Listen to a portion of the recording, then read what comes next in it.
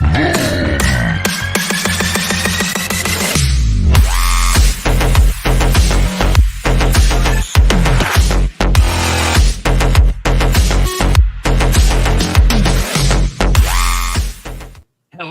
and good evening, ladies and gentlemen. Welcome to this week's new episode of Primetime Gaming with Mr. BoomStick and Friends. And indeed, I brought a lot of friends with me. It is going to be a fire 2-hour show. You're going to get treated to the first 90-ish 100 minutes of the new Contra, which I got to tell you, I'm not making a dime off showing it, but it is probably one of my favorite Contras in a very, very, very long time. Excellent. This week is going to be great for gaming. Star Wars Battlefront is out tomorrow. I cannot wait to play that. Still getting down with Halo. Black Viking, you're back, brother. Obviously, 1/3 of the trio known as the Longhouse Gaming Podcast. What's going on, brother? How you feeling? What's up, man? I appreciate you having me on. I am accompanied by some fine gentlemen in Retry and Hargeet, and we about to have some fun, man. What's up, chat? How y'all doing? Indeed. Chat, what's going on? Thank you so much. Listen, before we continue before we get into the actual introductions, folks, I got to throw this out. I got to put it out there on Front Street. I normally hate asking for anything, and I mean literally anything. But the channel, for some reason, in the last 30 days or so, we're like dying on the vine. What do I mean? Well, our subs are going in reverse. Now, again, if I was an a-hole, I would say, well, I deserve that. Or if I was a liar or a console war stoker, I'd say, okay, that guy doesn't deserve subs. But I live stream 5 days a week, and I can't for the life of me figure out how we're going in reverse when I put out very good researched content. So I do ask, if you're not already subbed, then check, because sometimes people get unsubbed. YouTube is notorious for that. I don't know what's going on with the YouTube algorithm. It's just been gross. But if you are not subbed, I ask that you stay around, check out the content. Certainly don't sub yet. If you like what you hear, obviously we'd appreciate if you sub. And if you're, just for shits and giggles, folks, go check to see if somehow YouTube unsubbed you, because that has been happening with a lot of creators. I don't know why it's happening or how it's happening. And I certainly don't have a email I can go and say, hey, such and such person from YouTube, what's going on? I'm too small. So again, I don't like asking, but if you're not subbed, please consider it. And, if you already are someone that likes the conversation, check to see if you are still subbed, because something is afoot here and I cannot figure it out. But welcome back here, Retry. Obviously, Retry is, he was part, of course, of the Xbox Factor podcast. Yeah. And now, he works with Web Dave on Sunday evenings. Great podcast known as the Gamers Council podcast. Retry, how you feeling, brother? Welcome back. I'm feeling good, man. Feeling good, Boom. Sorry I couldn't make it last week. I had a client at the last second say they needed their stuff that day, so I was supposed to be here last week, but I'm here now, and that's all that matters. So indeed, we're gonna talk some of that caca. I don't know. I can't remember if I could swear on this anymore. You can swear. It's at night. You can say. We're gonna talk that. Yeah, it's late night. What am I talking about? We're gonna talk that shit tonight. I'm super happy to be I didn't know who was gonna be on the panel tonight. You got Hargy and Black Viking, two of my favorite people here, and of course yourself, Boom. I miss you, brother. So super excited to talk about what's going on in the gaming world and how Xbox is. It's fine. It's fine. It's more than fine. And I hate to say this again, folks. I don't like using the terminology because it makes me skeevy a little bit. But XboxTax, once again, in full effect, folks. It's real. That's my Metal Gear stuff. That's Konami knocking on the door. I'll tell you this. Based now tonight's conversation is going to be based around some of the things that happened over the weekend, what's happened in the last couple of days. Obviously, one of the big points of contention for conversation is going to be the cancellation of the Spiderman multiplayer game. We talked about it already a couple of days on the show, but a new trailer dropped today that was even more fire than the original one, and I just don't understand what is happening. And I also saw someone tweet, and I have it in front of me, where now again, folks, take this with a grain of salt. I don't know if it's true because it doesn't have a corresponding linked article, but according to Jor Raptor, now I don't know who he is, and again, please take this with a grain of salt, but it's not. It's another insider. No, it's not that. So he's not claiming to be an I know. insider. What he's claiming is that Guerrilla Games has been working on a multiplayer Horizon game for 6+ years now. And he's suggesting that Sony is not afraid to cancel their online projects if they don't work. So he's kind of walking the line of being, not surprised if they decide to cancel this one, because I don't know if you got a chance to see it. There was some artwork that was put out by Guerrilla Games, and it basically looks like Fortnite. Fortnite, yeah. But with it looks so much like Fortnite. What a Horizon dinosaurs. I don't know if I'm asking for that in my life. I don't think so personally. I think it's going to flop if it does release, but only time will tell. But hey, let's welcome back in here Hargi Chani, who's on vacation, couldn't join us last week. Well, I said vacation. I'm sorry. Nope, He had business to, trip. yeah, he had to work, unfortunately, but he's back. Hargeet, how you feeling, brother? Good enough. Another fun week last week, I'm sure. But yeah, I had to be on a business trip. I got into the fix on Umbra's thing for like an hour last week, but other than that, I had like no podcasts. Just busy. Oh, working, you must be so. jonesing. Yeah. Well, I mean, Hargeet does a lot of podcasting, so I guess when you go from I know. doing 6 to none, Yeah. it weed you off. Can't just go straight edge, like jump right off of it. I know, right? It's crazy talk. So, but yeah, let's get into the fun. So look, folks. Once again, I want to thank Idle Sloth for putting this out there on the socials, making this monster interview with Peter Moore and IGN very digestible. And this is where you kind of people start to show their true colors. IGN they are who they are, right? Are we surprised by any suggestion by them that Xbox is going away? Sure. Do they want Xbox to go away? Well, it appears that way because they forget them almost every time there's an announcement that has all platforms involved. Somehow or another, Xbox is the one left off, and it's a mistake. And when I say it, because I'm an Xbox, I'm called names. I'm called tinfoil hat wearing. It's fine. I have a lot of hats. Some of them are straight, like Hershey Kisses. Some of them to the side. Listen, it is what it is. But why I wanted to kind of go down this path is because we are seeing, folks, a floundering PlayStation. Now, they're selling consoles. Yes. Right. I keep seeing something, and I don't know. Maybe I missed it. And I try to keep my ear, close to the, to the ground to hear what's happening. I keep seeing this hashtag no PS5 Pro. I don't know if that's a thing, but supposedly the Pro is going to be coming out at the end of the year for the holiday, with no first-party games to support it. Kind of happened with Xbox with the Xbox One X. And they were railroaded for it. I want to see if the media holds that kind of same energy. I don't think that they will. But no. Black Viking, I want to go to you first now, because this understand that Peter Moore, and I'm saying this in the green room, is probably the smartest guy in any room that he walks into. He's crazy competitive. He comes from a long history in gaming. He obviously was in knee deep into what was going on with Sega and the Sega Dreamcast. Obviously, he made his mark with the Xbox, getting his 2 tattoos, one of Halo, one of Grand Theft Auto. The guy owns a football team. He's in the business, but he hasn't been in gaming in a whole bunch of years.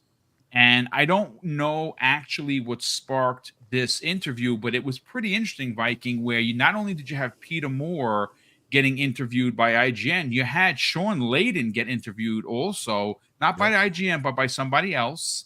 And, they both kind of said similar things, but not exactly the same. So I kind of want to just read the lead title of the IGN article. And this was based on something that Peter Moore said. And he said, Peter Moore, this is a quote from Peter Moore. Microsoft will be debating right now whether Xbox consoles have a future. And there was a subtitle to that where it said, well, he knows he's Peter Moore, implying that, well, Xbox is going to be going away and potentially going third party, kind of like Sega did. I find that very, very funny, considering that we just had, the quote unquote business update. And, well, obviously we have a quote here, literally from the president of Xbox, in the form of Sarah Bond. And she said this, folks: there are some exciting stuff coming out in hardware that we're going to share this holiday. And we're also invested in the next generation roadmap. And what we're really focused on there is delivering the largest technical leap you have ever seen in a hardware generation, which makes it better for players and better for creators and the visions that they are building. Now, I don't know. Maybe maybe because I'm just a knucklehead podcaster, Viking. I find that pretty much an exclamation point that we are here to stay. Game Pass is here to stay. We're going to be doing some things on other consoles that maybe some people aren't going to like, and after seeing the numbers for Sea of Thieves, apparently a lot of people over there like it. Yeah. How is it that Xbox is going away? I don't understand where we consistently see articles. Now, I do have some more here. For context, I sent it to myself, so I just want to read some of the headlines. Now, this comes from Icon Era. Take it with Icon Era is look, the best way to I don't even know who that was. The best way to equate what Icon Era is. And Icon Era. Okay. No, I know who that is. Yeah, of course I thought you said something else. Yeah. Just imagine you're walking down New York City in Manhattan, right? And there is that free magazine paper thingamajig that's usually like a green plastic box that everyone kind of throws garbage in. Some people even shit in. That is where Icon Era is. Well, they go on to say Phil Spencer is the reason why Xbox is failing. Microsoft made a big mistake by putting Phil Spencer in charge. The rhetoric behind everything that is happening with Sony being left out of the conversation and Xbox is dying on the vine is obtuse at best. Let's talk about it, Viking. Man, when it comes to the Peter Moore thing, it's kind of wild because you said the subtitle, it says, and he should know he used to run Xbox. Yes. Like, that was how long ago? Right? 2007 is when he left Xbox. Yeah. It was a fairly long completely time different ago. world. And he still might have some connections and stuff like that. But we heard it from Sarah Bond herself.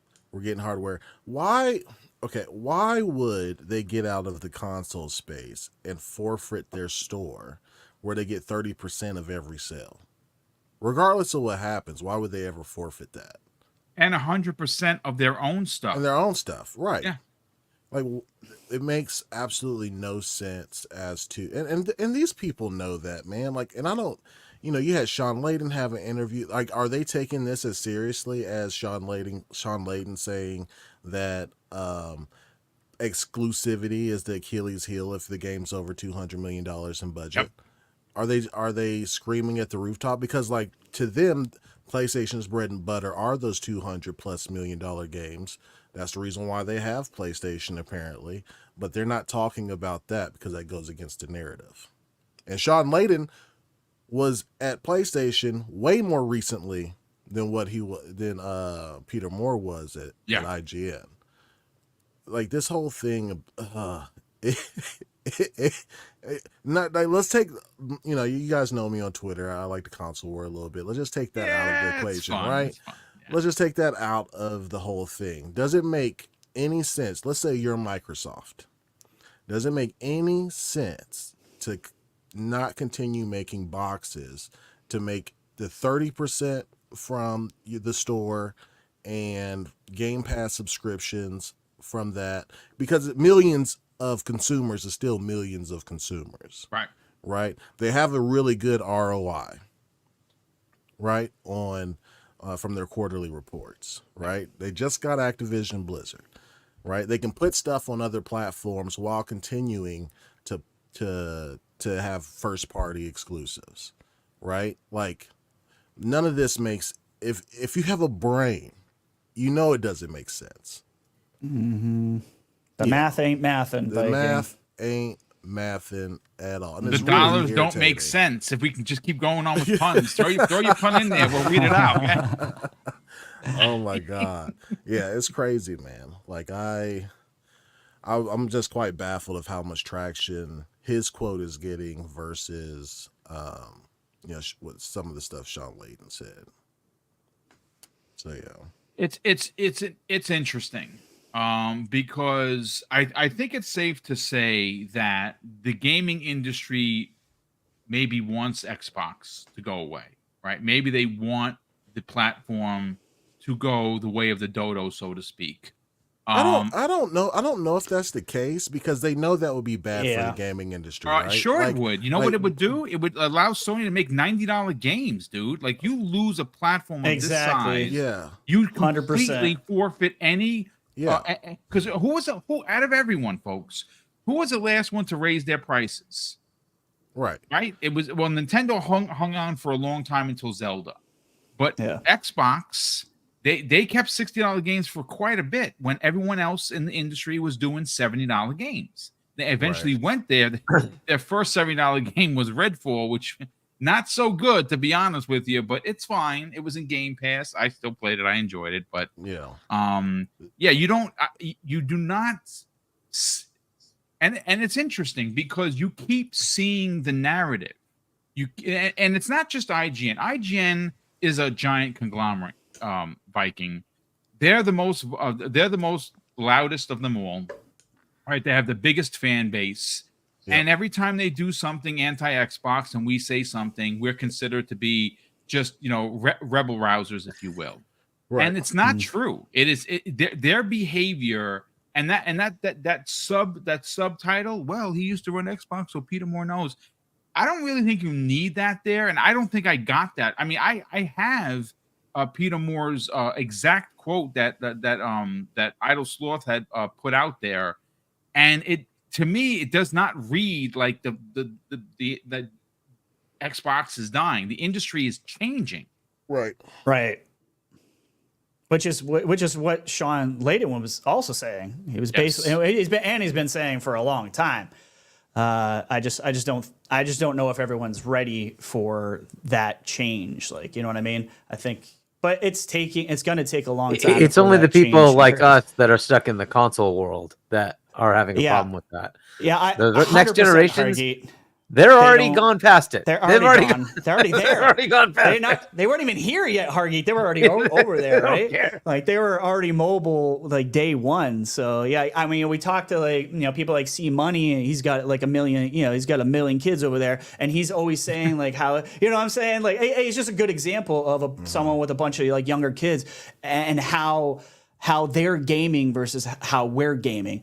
But to what Viking said, like, I completely agree. What I think a lot of like people who are worried about the console going away, I think are missing the point of you're not getting rid of millions of users. You're not getting rid of millions of people already in your ecosystem that are staying there, because the market tells us that once you're in that ecosystem, you like to stay there. You will get that next Xbox, just like I will, right? We're all going to be doing that too. Of course we are. And you don't want to get rid of the majority of your Game Pass subscribers, which come from console. So you're not going to just say sayonara to 30 million people, which is what around their they are right now. That's a Let's lot, just say man. that's a lot of people. Let's just say they hit only 50 million this gen, 30 million less than the 360 generation. Who cares? You are not going to say bye to 50 million people and hope that they all get a PC or just play on mobile. Because I could tell you right now, it's still a healthy amount at 50 million. It's still a healthy amount. Absolutely, Hargy, It's 100%. Like,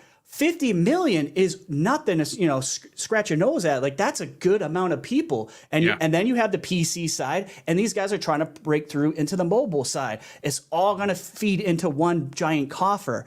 Do I see consoles taking a backseat and possibly sales of them going down, you know, not getting past that 250 million that we've always had? Yeah, I do see that. And it's sad. I hate it. I hate it. I hate it. I hate it. But I think it's going to happen. I think it's a reality that we might have to contend with, but I think it's going to take a lot longer than people are realizing. And when technologies get better, when you have something like Keystone possibly coming out, that's going to take over your experience. It's going to be the cloud. And when they can get to the technology where it's like NVIDIA, where you don't see the latency and you don't need like crazy internet to run these games, then those problems start to go away. You still have a box. It'll just be a puck. You know what I mean? It'll just be something smaller that you're connecting to the cloud, and that's your new console. That's probably, you know, maybe a ways away, but we know a new one's coming in 2026 too. Like, why is everyone ignoring what Sarah said on the podcast that was supposed to clear everything up? This is why Twitter wars will never end, because people are too stupid. It's like nobody listened to Sarah. She's like, we're gonna have a huge technology leap, probably AI based even hardware, right? Yep.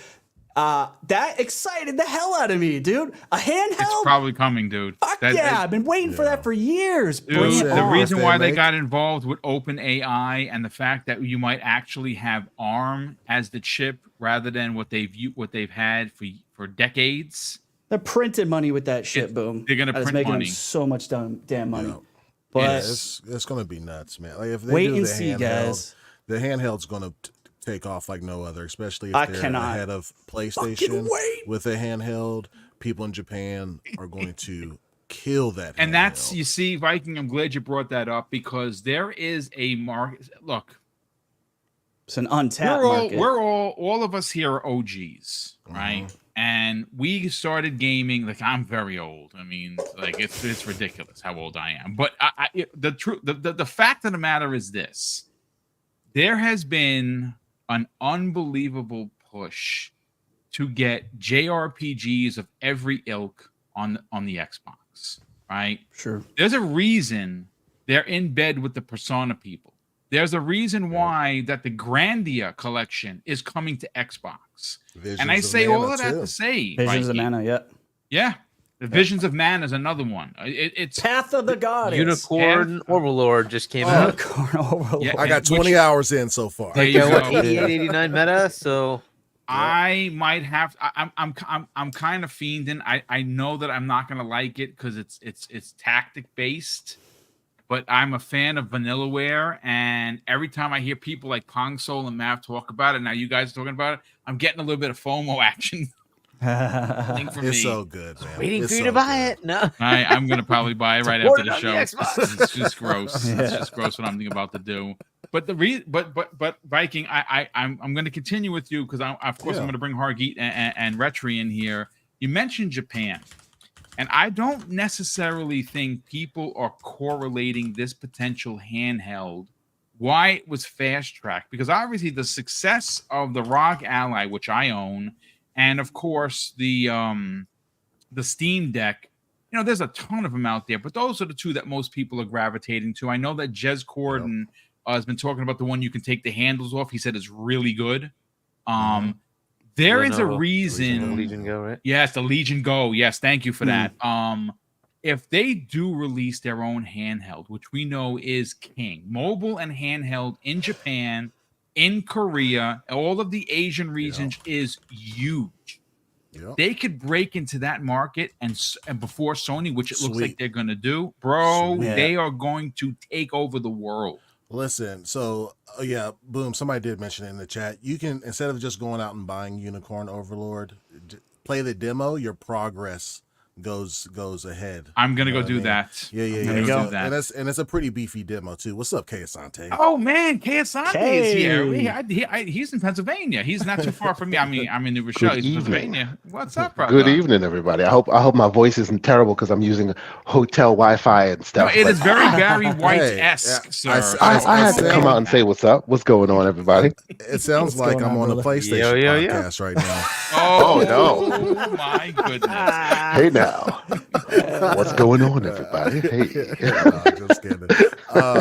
But no, like with the handheld market, right? Nintendo's always going to do pretty well basically because their IPs and their mobile, right? The innovation with the Switch was that it was a mobile plus you could dock it or whatever, and you can have some AAA game experience while it's mobile, right? With the Xbox One, you'll have beefier hardware that can actually run like nice crisp fidelity games. Like you won't have the Harry Potter situation or the Mortal Kombat 1 situation happen on an Xbox handheld. Plus, PC gaming is also on the rise in Japan and Asian countries, right? You have if you have an Xbox handheld, guess what? You have Play Anywhere as well. So the games that I play on my handheld will go straight to my PC. It would be a 1-2 punch, as you will, out there in Japan. And we gonna eat it up too in the States or on the Western front. So yeah. Look, I don't know what is what we're gonna see. The rumor is it's gonna be a 2 SKU console release in 26. One is going to be a handheld hybrid. One is going to be a monster console. You know what? Truth of the matter is, most Xbox gamers, Viking, are going to go out and buy both. I bought a Series X and S. The S was for the room. X was for out here. Yep. Eventually gave the S to my nephew, who is now an Xbox gamer. I put the new X, the old X in the room, and I got the Halo edition. I will buy both consoles. It's not even a question. Matt Piscatello, as a matter of fact, who's an analyst, was on the socials just the other day, and he seems to believe that we may see consoles up until 2040 before they're gone. I don't think he's wrong. I think as long as I've been saying that forever, and everyone keeps calling me fucking crazy. So I'm with you, Matt. I believe that too, 100%. Well, listen, in some form, that form could change very, very much in the next 20 years. But in some form, right? Yeah. PlayStation is the market leader. For now, they did want to make games obviously have a mobile presence, which eventually they will. They did want to get involved in gas games, and they canceled everything. So things do change. Listen, Viking, phenomenal stuff as always. I do want to bring in Retri. Retri, but before I do, first of all, I want to welcome in 630 people here already. Thank you so much for checking out. Nice. Like I said in the beginning, folks, I hate asking for anything, but we have been struggling with subs. I'm not exactly sure what's happening. I think I have fallen out of good grace in the YouTube algorithm, even though I'm paying for it with vidIQ, which is $50 a month, PS, by the way, and YouTube Premium. They get me for $100 a month, and for some reason, we're just struggling with the subs. So if you find the channel for the first time, I do ask you consider subscribing. I do this Monday through Friday, and we don't hate monger. We never do that. We talk about topics. We can get slanderous, sure. We have some fun with it, but we don't sell you on hate, folks. That we just don't. But let me catch up on these super chats. And first one of the day comes to us from Gamer by Choice, who drops a very generous $2 super chat and says, Sarah needs theme music like James Bond. Indeed, she does. Yeah. What a great position for her as president. Like I said, I really think that she's going to be Phil's ultimate successor. At least I hope she is. She's earned it. And I don't know when that's going to be, but she should carry that mantle when he decides to pack it in. RC Polygons drops a very generous $10 super chat and says, just in, Lux Algo says that Microsoft and Oracle considering purchase of TikTok, U.S. operations and source algorithm code. This could really help out Xbox with getting Xbox ads on it. Yeah, Xbox ads in the next gen for kids. I mean, they wanted to buy them originally and something happened and they do have a lot of money. That would be pretty damn interesting if they picked up TikTok. I don't care for it. I don't use it, but my nephew does. So there you go. And he's a kid, so it's definitely up his alley. Freddie Fox in the chat. Freddie, welcome back to the program, brother. He drops a very generous $2 super chat and says, new Contra, fire, and the return of Topspin 2K25, fire once again. And also, don't forget, NBA 2K in Game Pass. Freaking crazy. Just crazy. Crazy G14, who's been a channel member for 7 months. Dude, thank you so much for the very nice generosity. He says this: hey, Boom and panel. Sorry I haven't messaged in a while. I lost my dad back in January around the Developer Direct. I've still been listening. Great show. Brother, condolences. I understand. I've lost both my parents. It sucks, bro. My dad, when many years ago, I was very young when I lost my pop passed away at 45 from lymphoma. Go figure. And my mom last October. It sucks, brother. Condolences to you and your family. We have here, Dreadpool drops a very generous $5 super chat. Dreadpool, welcome, brother. He says this: Phil is a mistake, ? Of the 3 standing on stage together, where are the other 2? What was that? That was that's what I thought. Chinchillas yapping. I mean, that's his dogs. I mean, that's what it is. Retri, let's talk about this, because I do have some more quotes from Peter Moore. And like I said, I don't see the panic from what he said for the gaming media. And again, it's not just IGN, right? Kotaku's running stories, Xbox is getting it. GameSpot running stories. Now, again, these are crap conglomerates, and you shouldn't take anything they say seriously. That's the truth. But the conversation in gaming right now is that Xbox is on their back heel. Xbox is on their way out. And if you look at the playing field, every other day that you turn on social media, something else has been closed or canceled for Sony, and no one is talking about it. We're going to get into the Spider-Man cancellation. And I want to say this, please, for the love of Joe, go look at that second trailer. The second trailer is even more banging than the original one, which I thought was a freaking amazing, pun intended. But Retri, this is some of the things that that Peter Moore had to say. He says, I'm not a doomsayer. What I think Phil is doing is setting up some smoke signals that we're thinking very differently. And then the idea of, well, we bought Activision Blizzard King, but we may not make those games ultimately exclusive on our platform. They may not be a platform. We may turn into what we really had at our roots, which is software and a services company, suggesting that they're getting out of the hardware business. Again, I don't like that. See, here's the thing, and I've actually been saying this for months now. I do think Xbox is looking over there at Tencent and looking at their profits and going, outside of what just happened to Tencent and their fall for on the stock market, but saying, wow, like look at that money we could be making by being everywhere. I don't think they're not doing that, but I don't at the same time, you could do both. Why do we have to, just because they want to share their games and put them in more places, why do we automatically have to assume that the hardware along with that is dying? I don't agree with that assessment whatsoever. Let's remember too, like we said in the beginning of this, Moore's been out of the business and out of this game for a long time now. Yeah. You know what I mean? He is not privy to the metrics. He's not privy to the numbers that Phil Spencer sees on a daily. He doesn't know what Amy Hood knows anymore. He knew it in a completely different world in 2007 before he was done, but he doesn't know that stuff no more. You know what I mean? And respect to Moore. I love the guy. Yeah, great dude. But it's another person from the outside talking about the inside business of Xbox, and I think it's a little.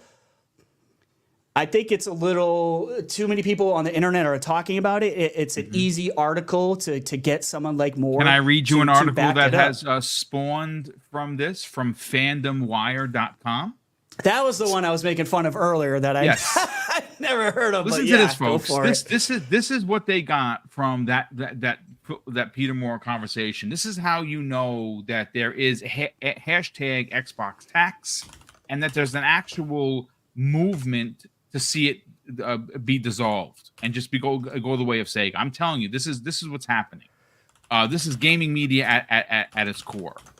The Fandom Wire article says this. It turns out that Xbox and Microsoft have been planning to leave the console business for over 15 years. The Xbox 360 was going to be the final console. That's the headline, folks. Like, Yeah, how it's a long ass headline. That is the longest headline. Indeed, it is. Boom. It's just more of the same, right? Like, I was in media for 19 years. I promise you, it's never gonna matter how well Xbox does. I'm telling you, it's never gonna matter. There will always be articles like this. There will always be hit pieces because they get the clicks. And Microsoft isn't cutthroat. They're not gonna stop you from getting any footage or Right. your IGN first. I don't see them doing that because they have to be Microsoft. They have to be the good guys in the room. They have to play that good PR. These hit pieces are never going to stop. But we're not going to stop talking about them and calling out the bullshit. But make no mistake, too, these guys are becoming less and less relevant with every passing day that goes by. YouTubers, content creators are getting more clout. These guys are getting less. Every day, they get less and less relevant. So over time, I think you're going to see more of these guys go the way of the newspaper. See you later. Goodbye. Maybe Destin saw something that was coming, and that's why he opened his own new channel, because maybe he knows something that you know what I'm saying? He's like, shit, I gotta get off of this Titanic before it sinks in the next 5-10 years. It is what it is. Like Peter, the things that Peter Moore said, he's got some of the stuff it makes sense, and some of the stuff that Sean Layden does make sense. I see long term the console that we know of today not being there, but I don't think it's going anywhere. I think console's got a way longer lifespan than probably most of the community even believes. Maybe that's just hopium. Maybe that's me just being old school. But I'm also a techie guy. I come from engineering. So I could see the future too and what could happen. But I think there's going to be some sort of box, no matter what Peter Moore or Sean Layden or anyone else says. In what form? I don't know. Is it streaming?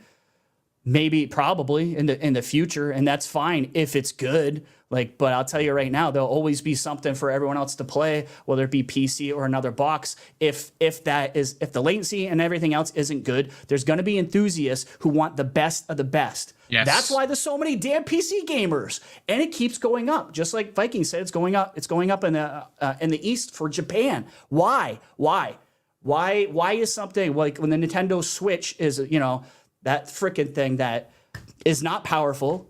It's a piece of shit compared to everything else, if we're being perfectly honest. And PC sales are going through the roof over there. Why? Because people want that optimum experience. I don't think that feeling of wanting the optimum experience never goes away. Never is going to go away. There's always going to be an audience for that, which makes me believe there's always going to be a console market, because not everyone is going to want to drop a minimum of $1,000 for a PC. And when I see Sean Layden, these guys saying, or Peter Moore, everybody saying, not everyone's going to want to drop $500 to $600 on a console. If the alternative is mobile gaming, F that. I'm good. You don't have me, brother. I think there's too many of us that still want the best of the best experience that we can afford.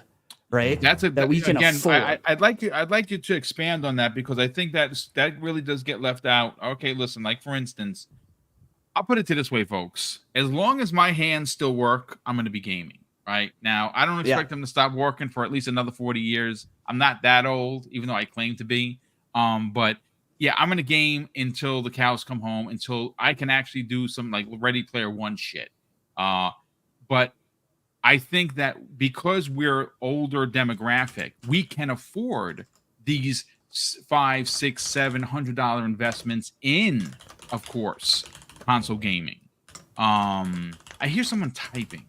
Oh, I'm sorry, that's me. No, that's all right. No, it's all right. I mean, That's all right, Redrick. Yeah, just mute yourself so we don't because I have a mechanical keyboard also, and sometimes I forget to do it. Yeah, my new keyboard's very clickety clackety. My bad. Yes. And listen, I want you to expand on that because I don't think that gets taken into context when you consider that, yes, okay, we might be a smaller demographic of what the kids that are playing games, right? And we are. We have been. That. For over 15 years now. We've been the small guys for a while. But we're still buying consoles, though. Absolutely. Yeah, someone said like in the chat, yes, but the series, I'm sorry, but the Switch sells like hotcakes. Yeah, I'm not debating that. I'm actually, this is why the Series S sold so well, because you don't necessarily need the best, thing that's out there either. But some of us want that. If I had a choice between the S and the X, I'm taking the X every time. Yes. And a lot of people can't afford to get a PC that they would want, right? Like, it's just too expensive, and it's especially nice if you're rocking 4090 cards and stuff like that. It's a nice thing to say. Well, in the long term, you save money because of Steam and XYZ, because it is cheaper to get games as a PC gamer. No debating that, except the upfront cost kicks you in the teeth, and a lot of people just can't do it. Hey, they just can't do that upfront cost. A lot of people don't have the patience for the drivers and all the stuff that I don't. Like there's a lot of issues people want to turn gaming. on their thing and just play their games most of the time. Yes, ease of use, right, Viking? Yes. Just ease of use, which is why things like the Switch, why mobile is so big and never leaves your side. It's ease of use. It's there always, just staring you in the face, which is Microsoft going in that direction makes a ton of sense. We don't have to like it, but again, I think too many people are being too hyperbolic and not living in the gray. I always say everything's either super white or super black, and no one's living in the gray. Like, oh, it's the end of the world. There's still 30 million. Are you just going to say bye to 30 million people? No, you're not. Because you're a business who tries to make money. You can't do that. You forfeit. See, and that's the thing that people aren't. Even the gaming websites know this, Retri. They do. That's why I say they're writing this shit and they know it's bullshit, but they're writing it anyways because we're talking about it right now. They will, and they will continue doing that forever to the end of time. Right, because controversy sells. If it bleeds, it leads. These guys are not going away. Absolutely. Like we have 19. I had 19 years of looking at the news and seeing exactly what stories did best. And when there was a shooting, through the roof. When we talked about kittens, goodbye ratings. Like that's just how it works. You know what I mean? So yeah. Listen, we're going to come back around to everybody for the Xbox ain't going anywhere, man. No, they are certainly not. Hargeet China, let's bring you in here, brother. First of all, we're closing in on 800 people here in the chat. Holy shit, that's crazy. I see a lot of new names. For the love of Joe, consider subscribing. That's all I'm asking. Hit the subscribe button, and if you're feeling extra generous, well, shit, hit the bell icon to know every time I do content. And I do content 5 days a week, folks.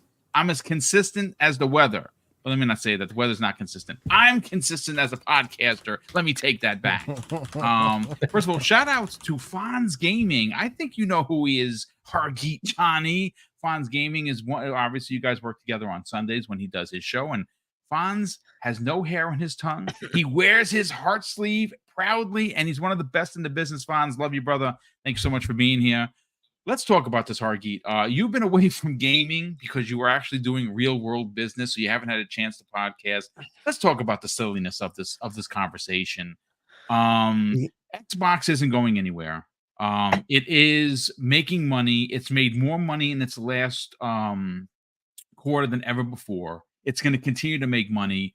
I think that you're going to see this. I think there's a seismic shift happening. And we're going to start to see it as soon as they start releasing some of their quote unquote bangers, May being one of the first ones with Hellblade 2. Game Pass, the minute they announce that the next Call of Duty is dropping into Game Pass, it's over.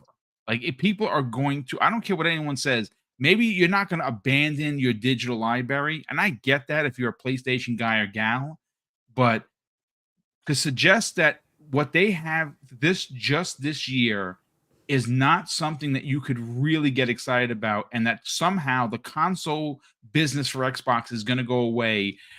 Why would they forfeit the 100% that they're going to get everyone that buys a game on their box, and the 70% that they're going to get when they put stuff everywhere? To me, it's just crazy. Let's talk about it, man.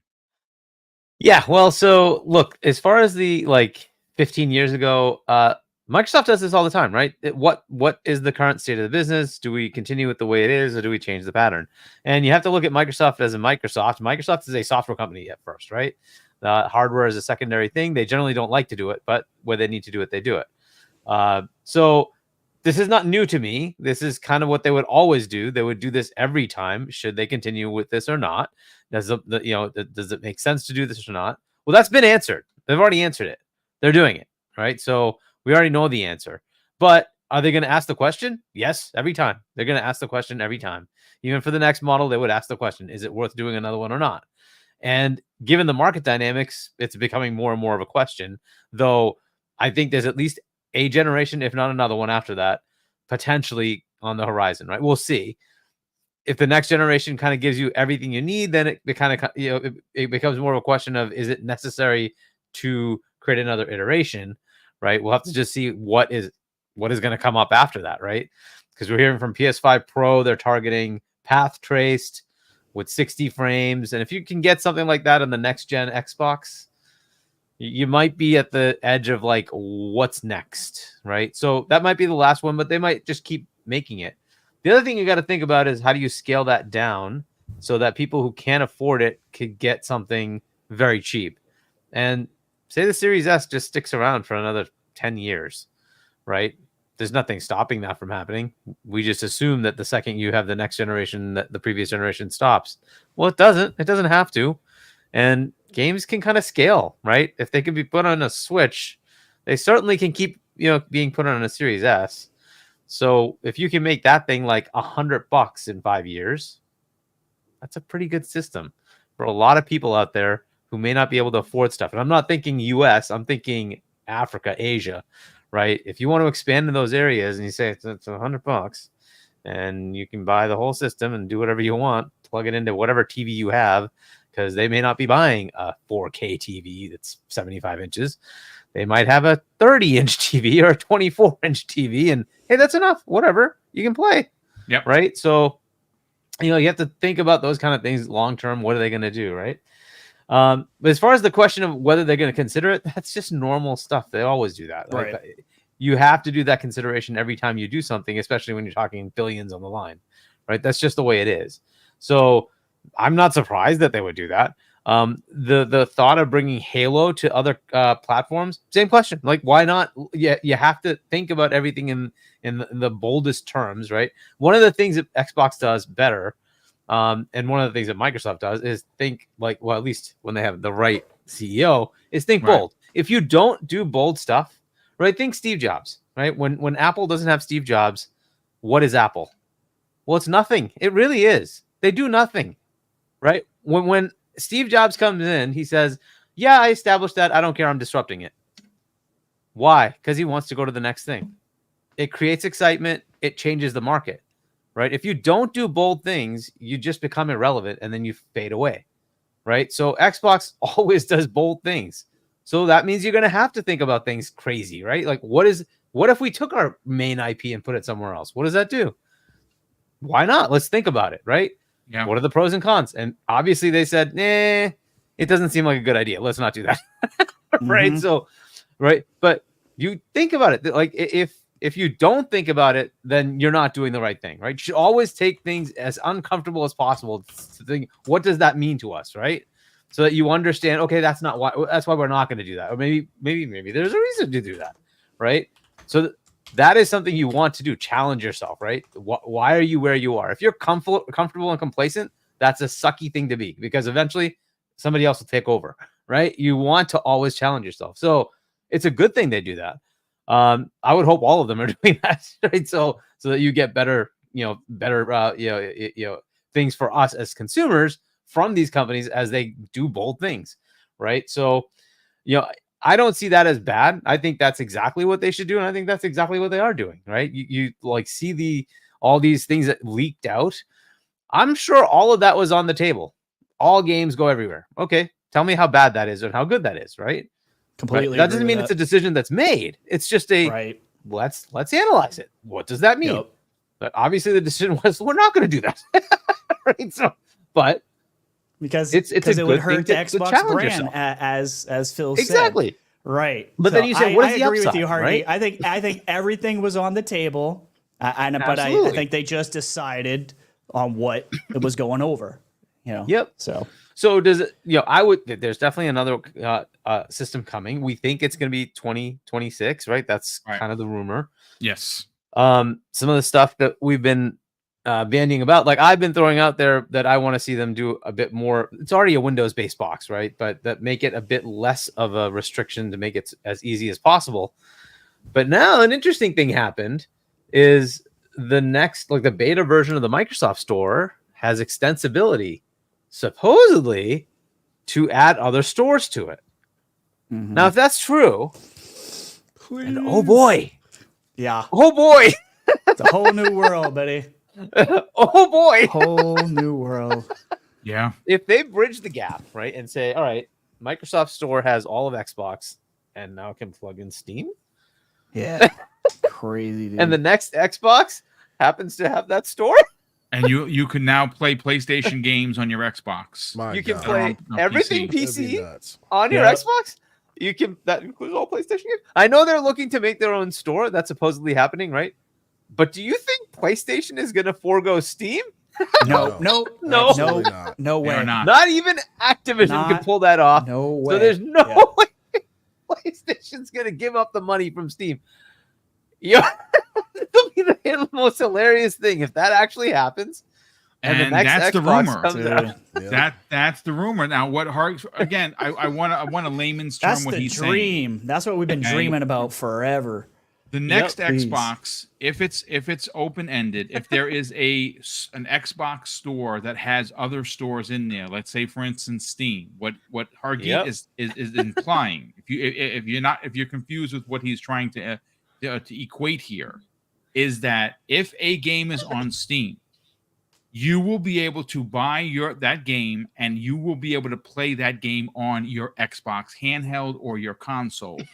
What he's laughing about is every time Sony puts a game of theirs on Steam, you will be able to buy that game and play that game on your Xbox, and Sony can't do shit about it.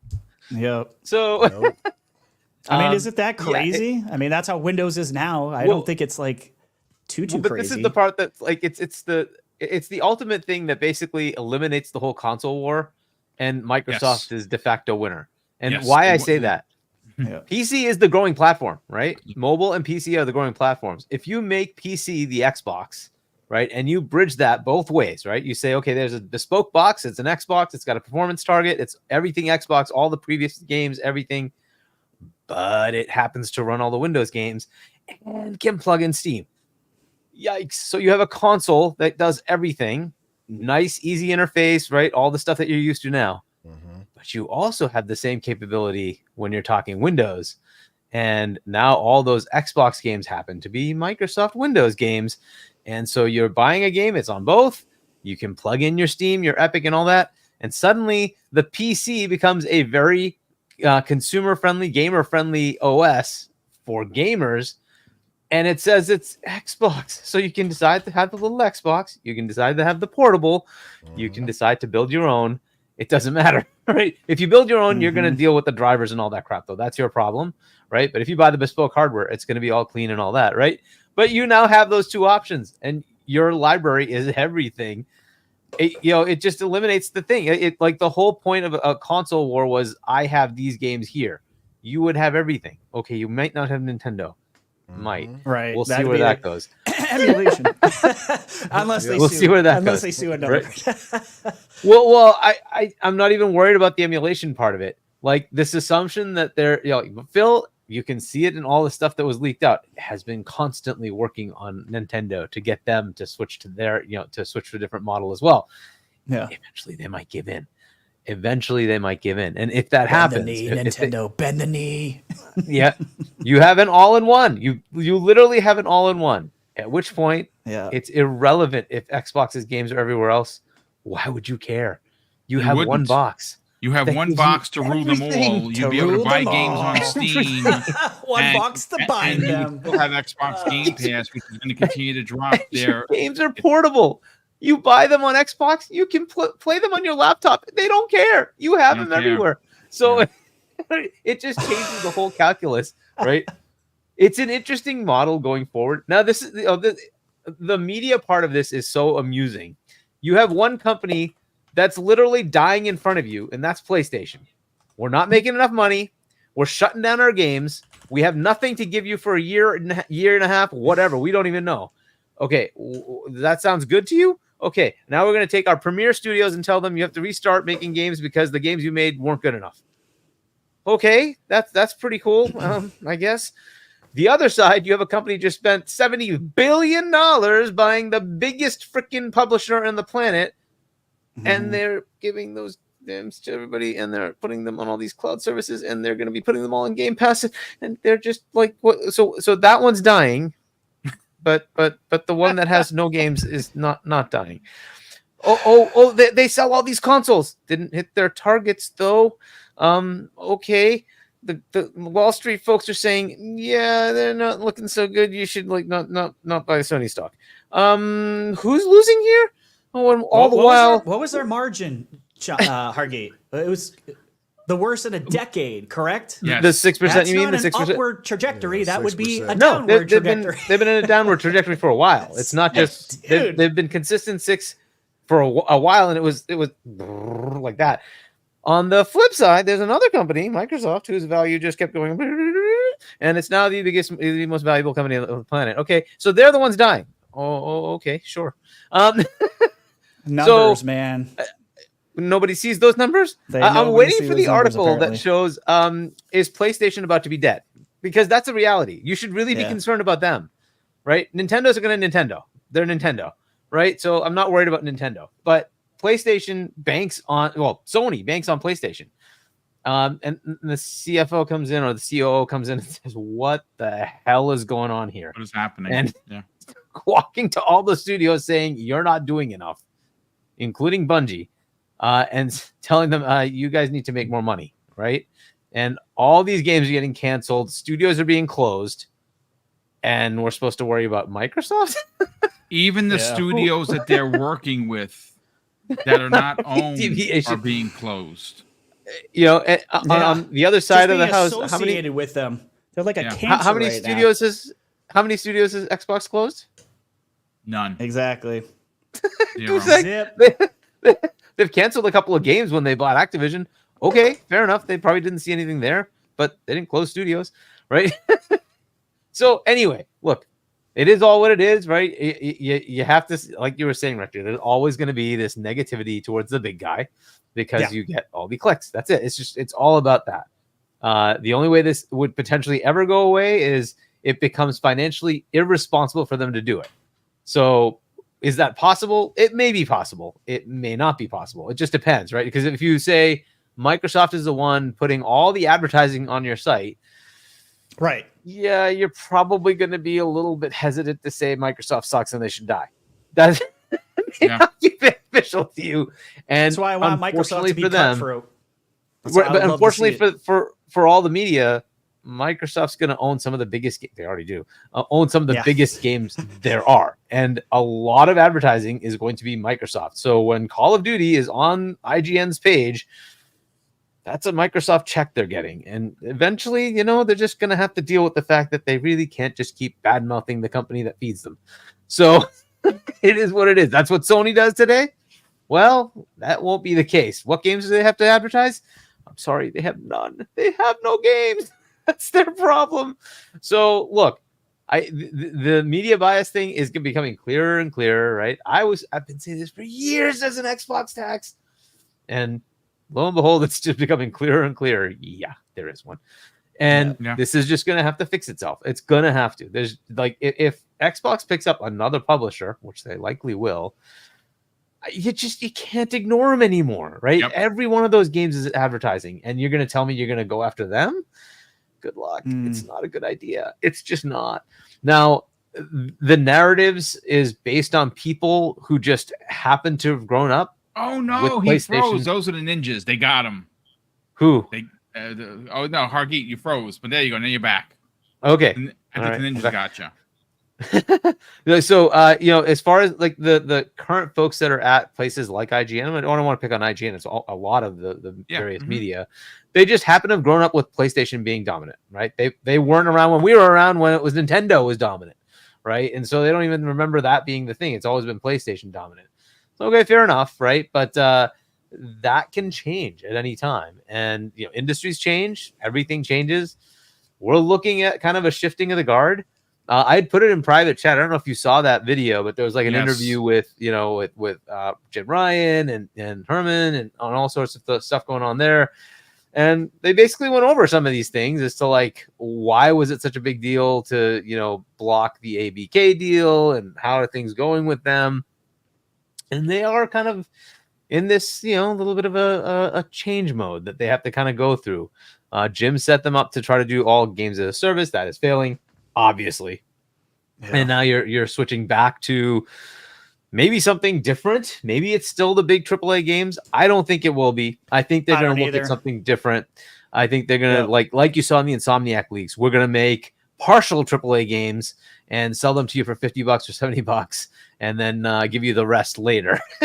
You have to spend another $50 or $70. Yeah, right. 50, right? We saw that. Right. Almost that's how they get to $150. Yeah. Something along those lines. I think they're going to switch to something like that because they're just not sustainable. They're not sustainable. So you're going to also see that time frame between PC release shrink.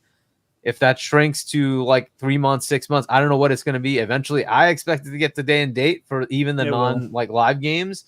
I don't know when that'll be. I don't know if Hiroki just does it and says to hell with it. I don't care if you keep telling me it does, it's going to cause harm. I don't see the harm, so we're just going to do it, right? So if that happens, great. That might help them as far as marketing the game on both platforms. That's awesome. Hopefully it gets some sales. I eventually think if Xbox proves out that like they continue to sell their consoles, even though they put some of their games on PlayStation and Nintendo, you might see the same thing happen from the PlayStation side too. Just their games just cost too much, right? So Nintendo can probably get away with it because it's Nintendo. We'll see what they do as they also scale their games up, because apparently they're trying to make the next Mario kind of higher end graphics, and they said they use the money from the movie right to actually expand that game to make it look more modern. Okay, if that's the case, they may run into the same bloody budget issues. On the flip side, Mario is probably going to sell 20 million copies, so they'll probably make their money back, right? That's pretty common for Mario games. I think they already eclipsed, like, what was it, 15, 10 million, whatever, 10 million in the first, 6 weeks or something like that for Wonder. And Wonder was a simple 2D side-scroller. This will probably be a launch title, right? So it'll sell a lot. That's the rumor. Yeah, supposedly 4 titles launching with that console. Yeah. Right. So look, as far as the console to be worried about right now, that's PlayStation. More and more every day. You know how King way back said no PS6, and I'm like, there's just no way. And I'm like, now I'm like, I don't know. He might be right. I mean, listen, again, folks, I know there was a gentleman. I don't want to shut him out or anything because we don't try to embarrass anybody. You have an opinion, put it in the chat. As long as it's not sexist, racist, or anything ridiculous like that, we're gonna leave it in there. There are some people in the chat that are suggesting that we are kind of cherry picking things that work out for a narrative that we're trying to build. There's no narrative here. There is no narrative. There isn't. What are we cherry picking? We're gonna get Give into us one example of the cherry pick, please. Oh, no, what are we cherry picking? we're gonna get into the issues with Sony, and one of the biggest ones is the deviation closing of the military shooter that was supposed to be the Call of Duty killer. I believe, again, this is speculation, folks. It was SOCOM. That's what I think it was. It could have been. It could have been. That's my take on it, because I think that would have given a good, even if it's a double A. I mean, Yep. I would have played it. If you released a Helldivers 2-esque SOCOM on PlayStation, it would have made bank. It would have been so much fun. That's dead. Well, the Spider-Man game, we're going to get into that. I want to bring in Asante, who's here on, by the way, while he's not home, he's on Wi-Fi. He's got the best Barry White voice going. Asante, you've heard what everyone has had to say so far. Let's talk about this, because there is a narrative that has been building since ABK. Now some people like myself will suggest that is the gaming media getting it's sinking its teeth into Xbox, because like there's some which we won't name that don't like consolidation in the gaming industry and feel that Microsoft is going to have a stronghold. But Sony's doing that like literally right now, and they've done it for years by keeping content off of Xbox, but that is okay. How is it, and Asante, I think everyone has really broken it down, how is it that Xbox is dying and is going to be consoleless, and Sony continues to close studios, cancel games, and have no first-party roadmap that go all the way to April of 2025? I don't understand how they come to this. So, and I hope you guys can hear me, because you sound great. Out my hotel Wi-Fi. Anyway, so I read the article, the Peter Moore article, and the great Peter Moore. You always have to add the great, because he is indeed the great Peter Moore. He is. And we, myself, Hargeet, you guys, we all do a lot of speculation. We do. Yeah. We read the tea leaves. We see what's going on. We keep our ears to the ground, and we put things together. We see the writing on the wall, and sometimes we're right and sometimes we're wrong, right? Everyone read that article, and they were quick to point out that, well, the reason why his is far more believable, or why it's a conclusion or foregone conclusions, because he used to work there. When did he leave the company again? That was 2007, right? Yeah. Let's just, for a quick moment, let's think our mind. Let's pull our minds back to 2007. Do we remember what Xbox was like in 2007? They had just released Crackdown 1. Yeah. They just released games for Windows Live. Halo 2 was on its way. Forza Motorsport 2 was on its way. You know what I'm saying? Like, this was what was it? Guitar Hero 3 was a big deal. You know what I'm saying? Well, 2007 was that like freaking ridiculous year, right? Like one it was of the, like BioShock, one of the best years. Call of Duty, Absolutely. MW4. Yeah. Absolutely. But I guess what I'm saying is that was in gaming world like eons ago. Right. Yeah. So much has changed on the ground since then. Even recently, go to 2013, right? Which was 7 years after the man had left, right? All of a sudden, the consoles controversy, the Xbox One gets released, all this, the whole thing. We're not going to go through all of that again. He's gone. So, and his replacement, Don Matrick, remember him, gets replaced by a guy called Phil Spencer. And that was in 2013. This man used to run the ship when it was a dinghy by comparison. It is now like a yacht that people think is the Titanic, but nobody really has an idea, right? Like, I read his article, and you guys have heard me say it multiple times, right? We are the horseshoe makers, and the Jetsons just showed up overhead. Is it happening in some shape or form? I believe it is, right? But not exactly what everybody seems to be glooming and dooming right now, right? Mm-hmm. As you know, the gaming ground shifts constantly, right? What were we? We were sitting there all enjoying ourselves in 2024, thinking about how amazing the gaming world was going to be. They were going to crush their competition. And then all of a sudden, we heard rumor and speculation that they may be going a bit more, putting more of their games elsewhere. The gaming ground changes a lot. So, taking the great Peter Moore's statements to heart, right, is while his thoughts are very much apt and very much knowledgeable and need to be taken into consideration, he, like everyone else, is reading the tea leaves, right? And the things that come out of your mouth, the things that come out of Phil's mouth, right? Until you hear them, and you know, those who were so sure that Starfield was coming out this year have learned that lesson. Until it's literally out of their mouth and in the public, anything can change, right? So the question is, why is it that all the media is taking this so hook, line, and sinker? But I think you guys have already answered that question, right? It's a bit of, you know, we've always loved PlayStation, you know, and if they're doing it, then it must be right, and if the others are not doing it, then they must be wrong. It's a bit of, oh wow, PlayStation has been filling our advertising coffers for so long that we cannot afford to be looking at them badly. You know, there is no separation of church and state when it comes to the newsroom versus the ad dollars. You know what I mean? Like, there's a lot there. There's a lot of reasons why it is what it is, but they're using Peter Moore's speculation as gospel when clearly even he couldn't tell you that's definitive, because he left the company eons ago, like eons ago by comparison, right? Like, you guys have pointed it out perfectly.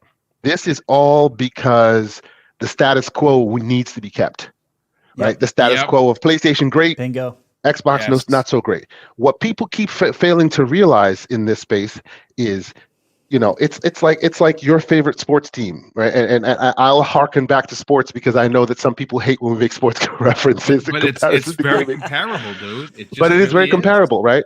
So your Patriots can have a great season, can have the best season of all seasons, but eventually Tom leaves, right? Eventually Tom leaves somewhere else. exactly. But then your Patriots are no longer benefiting from Tom. You could call them great, but they are a shell of their former self. Now, I'm not saying they are. I'm just saying the name and the jersey stays the same. Stop it. I'm a Pats fan. Stop the slander. Hey, brother. They are. I'm a Pats fan. Stop the slander. So, listen, I'm saying the name and the jersey and the logo will stay the same, but the brain trust and the vision changes constantly, right? Yeah. So people are so quick to be like, oh, PlayStation knows how it is. Jim is no longer there. Right? Neither is Matrick, right?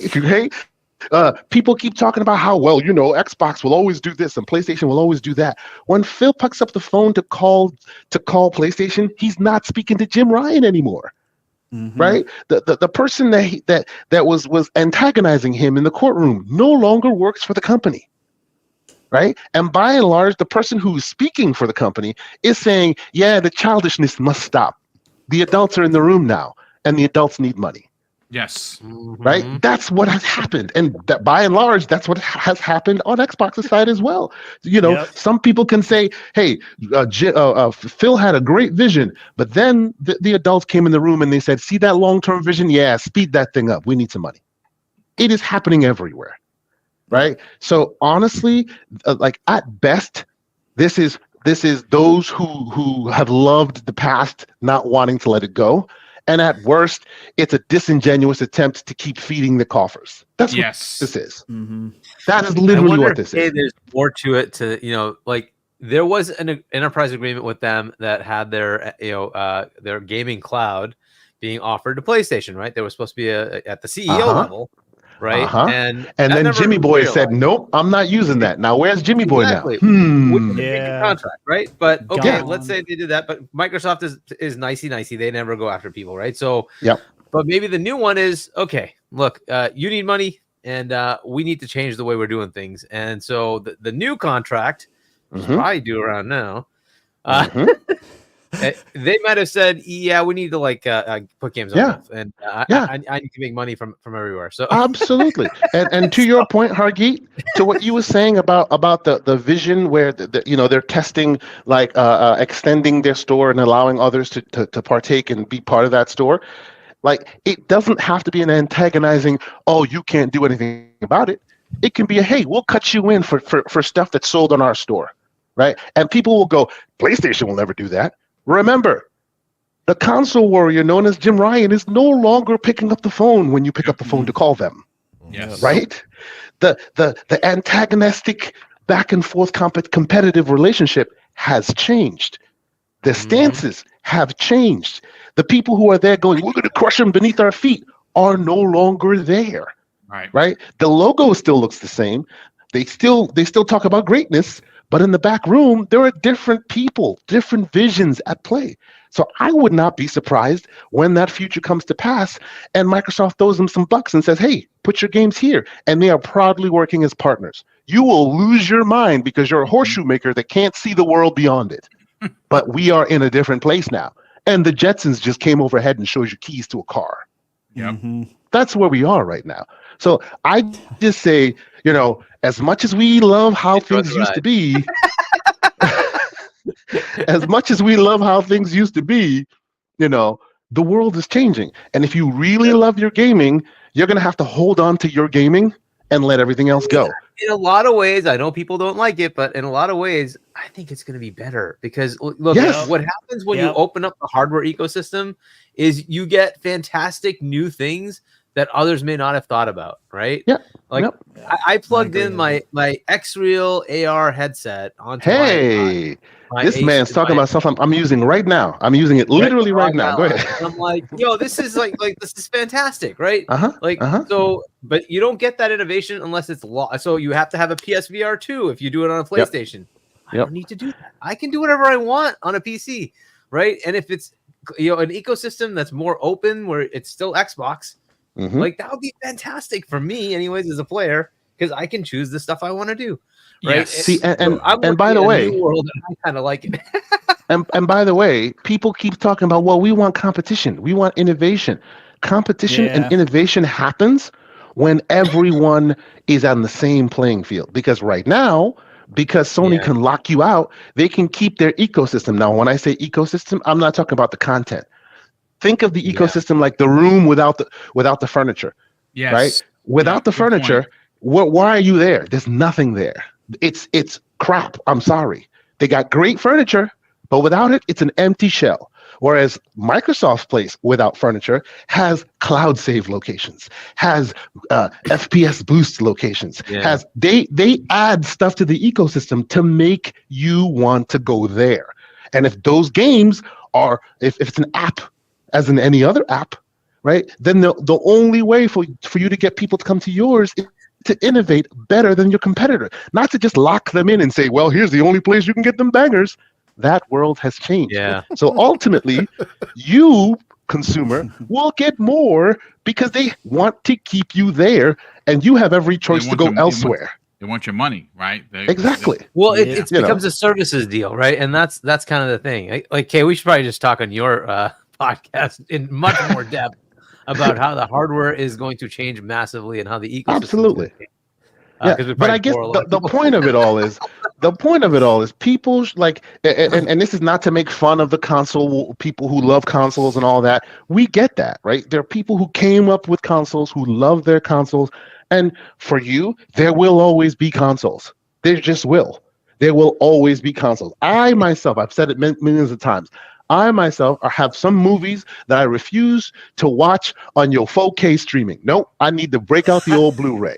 It's funny, and I can still do that today. Aliens. That was ultra 4K. Like I bought it because it's not the same streaming. I want it on disc so I could literally get what I paid for. Yes, that's right. Yeah. People watch so much Netflix 4K, they forget what real 4K looks like. So sometimes I got to break out the old school disc, right? that disc is probably not even being made anymore, but it still exists. And for me, it always will. Yeah. You know what I'm saying? So people should be cool. It'll We be all still right. count. We still You- count, you- K. Yeah, well, listen. First of all, we got almost 900 people here this evening. That is crazy. A big thank you to everyone here. I'm trying to actually say hello and welcome in everybody. It's my thing. Not everyone does it. I enjoy doing it. Some people read the names. I just like to type to you. That's why when you see me, I'm looking down. I'm typing because I have to type. But I do want to catch up on some of the super chats that we have here. We have a new channel member. Well, JLV730. Well, thank you so much for becoming a channel member. That is incredibly kind of you. We super appreciate the generosity. We have House Flan, who's been a channel member for 7 months. And thank you so much for that. He says, don't discount that some of Sony's cancellations might be actually tax write-off, like Max has been doing with movies. Interesting theory. Yeah, when they're saving money, That's a very good absolutely. point. That is Yep, a yep. very interesting thing. I didn't even Yep. think When, about when that. you're not confident that you'll get the ROI, you'll just take the Right. write-off. Take the Absolutely. write-off. Yeah, That's a that very is good a point. thing. You will. There is It write-off is. potential, but you're also wasting a lot of money to Yeah. get that I multi-year guess it tax depends. Right. write-off. How many times do you do that till it actually makes some sense? 6, 7? Like, Yeah. WB been it's- doing it like crazy. They have been doing Yeah. like crazy, and they're true. 2 shakes of a stick from closing for sure. So one more before we bring Viking in. Crippling Debt drops a very generous $2. Speaking of Love tax the write-off. name. He says, "How many studios It's a has good name. PlayStation closed this gen?" It's been quite a few. It's been a lot. And look, Viking, I want to shift it over to now looking at PlayStation. In the last, I don't know, couple of weeks, I think ever since the 1,000 people were laid off, right, across multiple first-party studios, they seem to have been in what I consider to be a downward spiral. We had something as soon as last week, I think it was Friday, Deviation Games closed. That studio was not owned by PlayStation, but they were funded by PlayStation. That funding stopped. The studio has closed down. They were working on it. It was announced via Jeff Keighley's show that they were was a military shooter. Right. Some people were claiming that it was going to be the Call of Duty killer. I don't know so much about that, but if I'm a betting kind of a guy, I would bet on the fact that this was a revival of SOCOM of some sorts. That's not happening. We got the cancellation of The Last of Us Online last year. Factions. We got the factions. We got the cancellation of just recently the Twisted Metal gas game. Like, holy shit! How do you not put that out? I have no idea. And I think where this really does reek of mismanagement, of not having focus, seeing what Jim Ryan actually did. He thought he could just make a game, make money, and everything would be great. Folks, listen, don't take it on my word. Please, for the love of Joe, go look at the Spider-Man web of it's not Web of Destiny. I gotta get the exact name. Oh, The Great Web. The Great Web. Yes, thank you. As in Indiana Jones and the Great Circle? No, I'm sorry. What? Well, eventually, that's still coming out. game that's actually Spider-Man: The gonna Great exist. Web is not coming out. Go look at the second trailer. It really does set up something so amazing. Like, I cannot believe that's not happening. It's a multiverse story. They have access to 900 characters because they own the rights for Spider-Man's films. 900 characters. You were going to be globetrotting through the universes, saving other Spider people. And that's not happening. They canceled that. Now, I don't know how this got out there. The second trailer is banging. With all of that said, Black Viking, this is the company that's not dying. Like, what are we talking about here? Yeah, they're in a bit of a pickle. What I think happened, like, after COVID, we all know inflation, like supply chain issues, inflation Mhm. went up like crazy, right? So did rents. And if you look at some of their studios, they're based in probably aside from New York, one of the California's the worst, most dude. Cali, expensive London, places all to the most be, expensive right? cities in the world. They Yep. they focus themselves on cinematic experiences, so a lot of the mocap areas that they go to are probably based in California too, increasing the Yep. cost.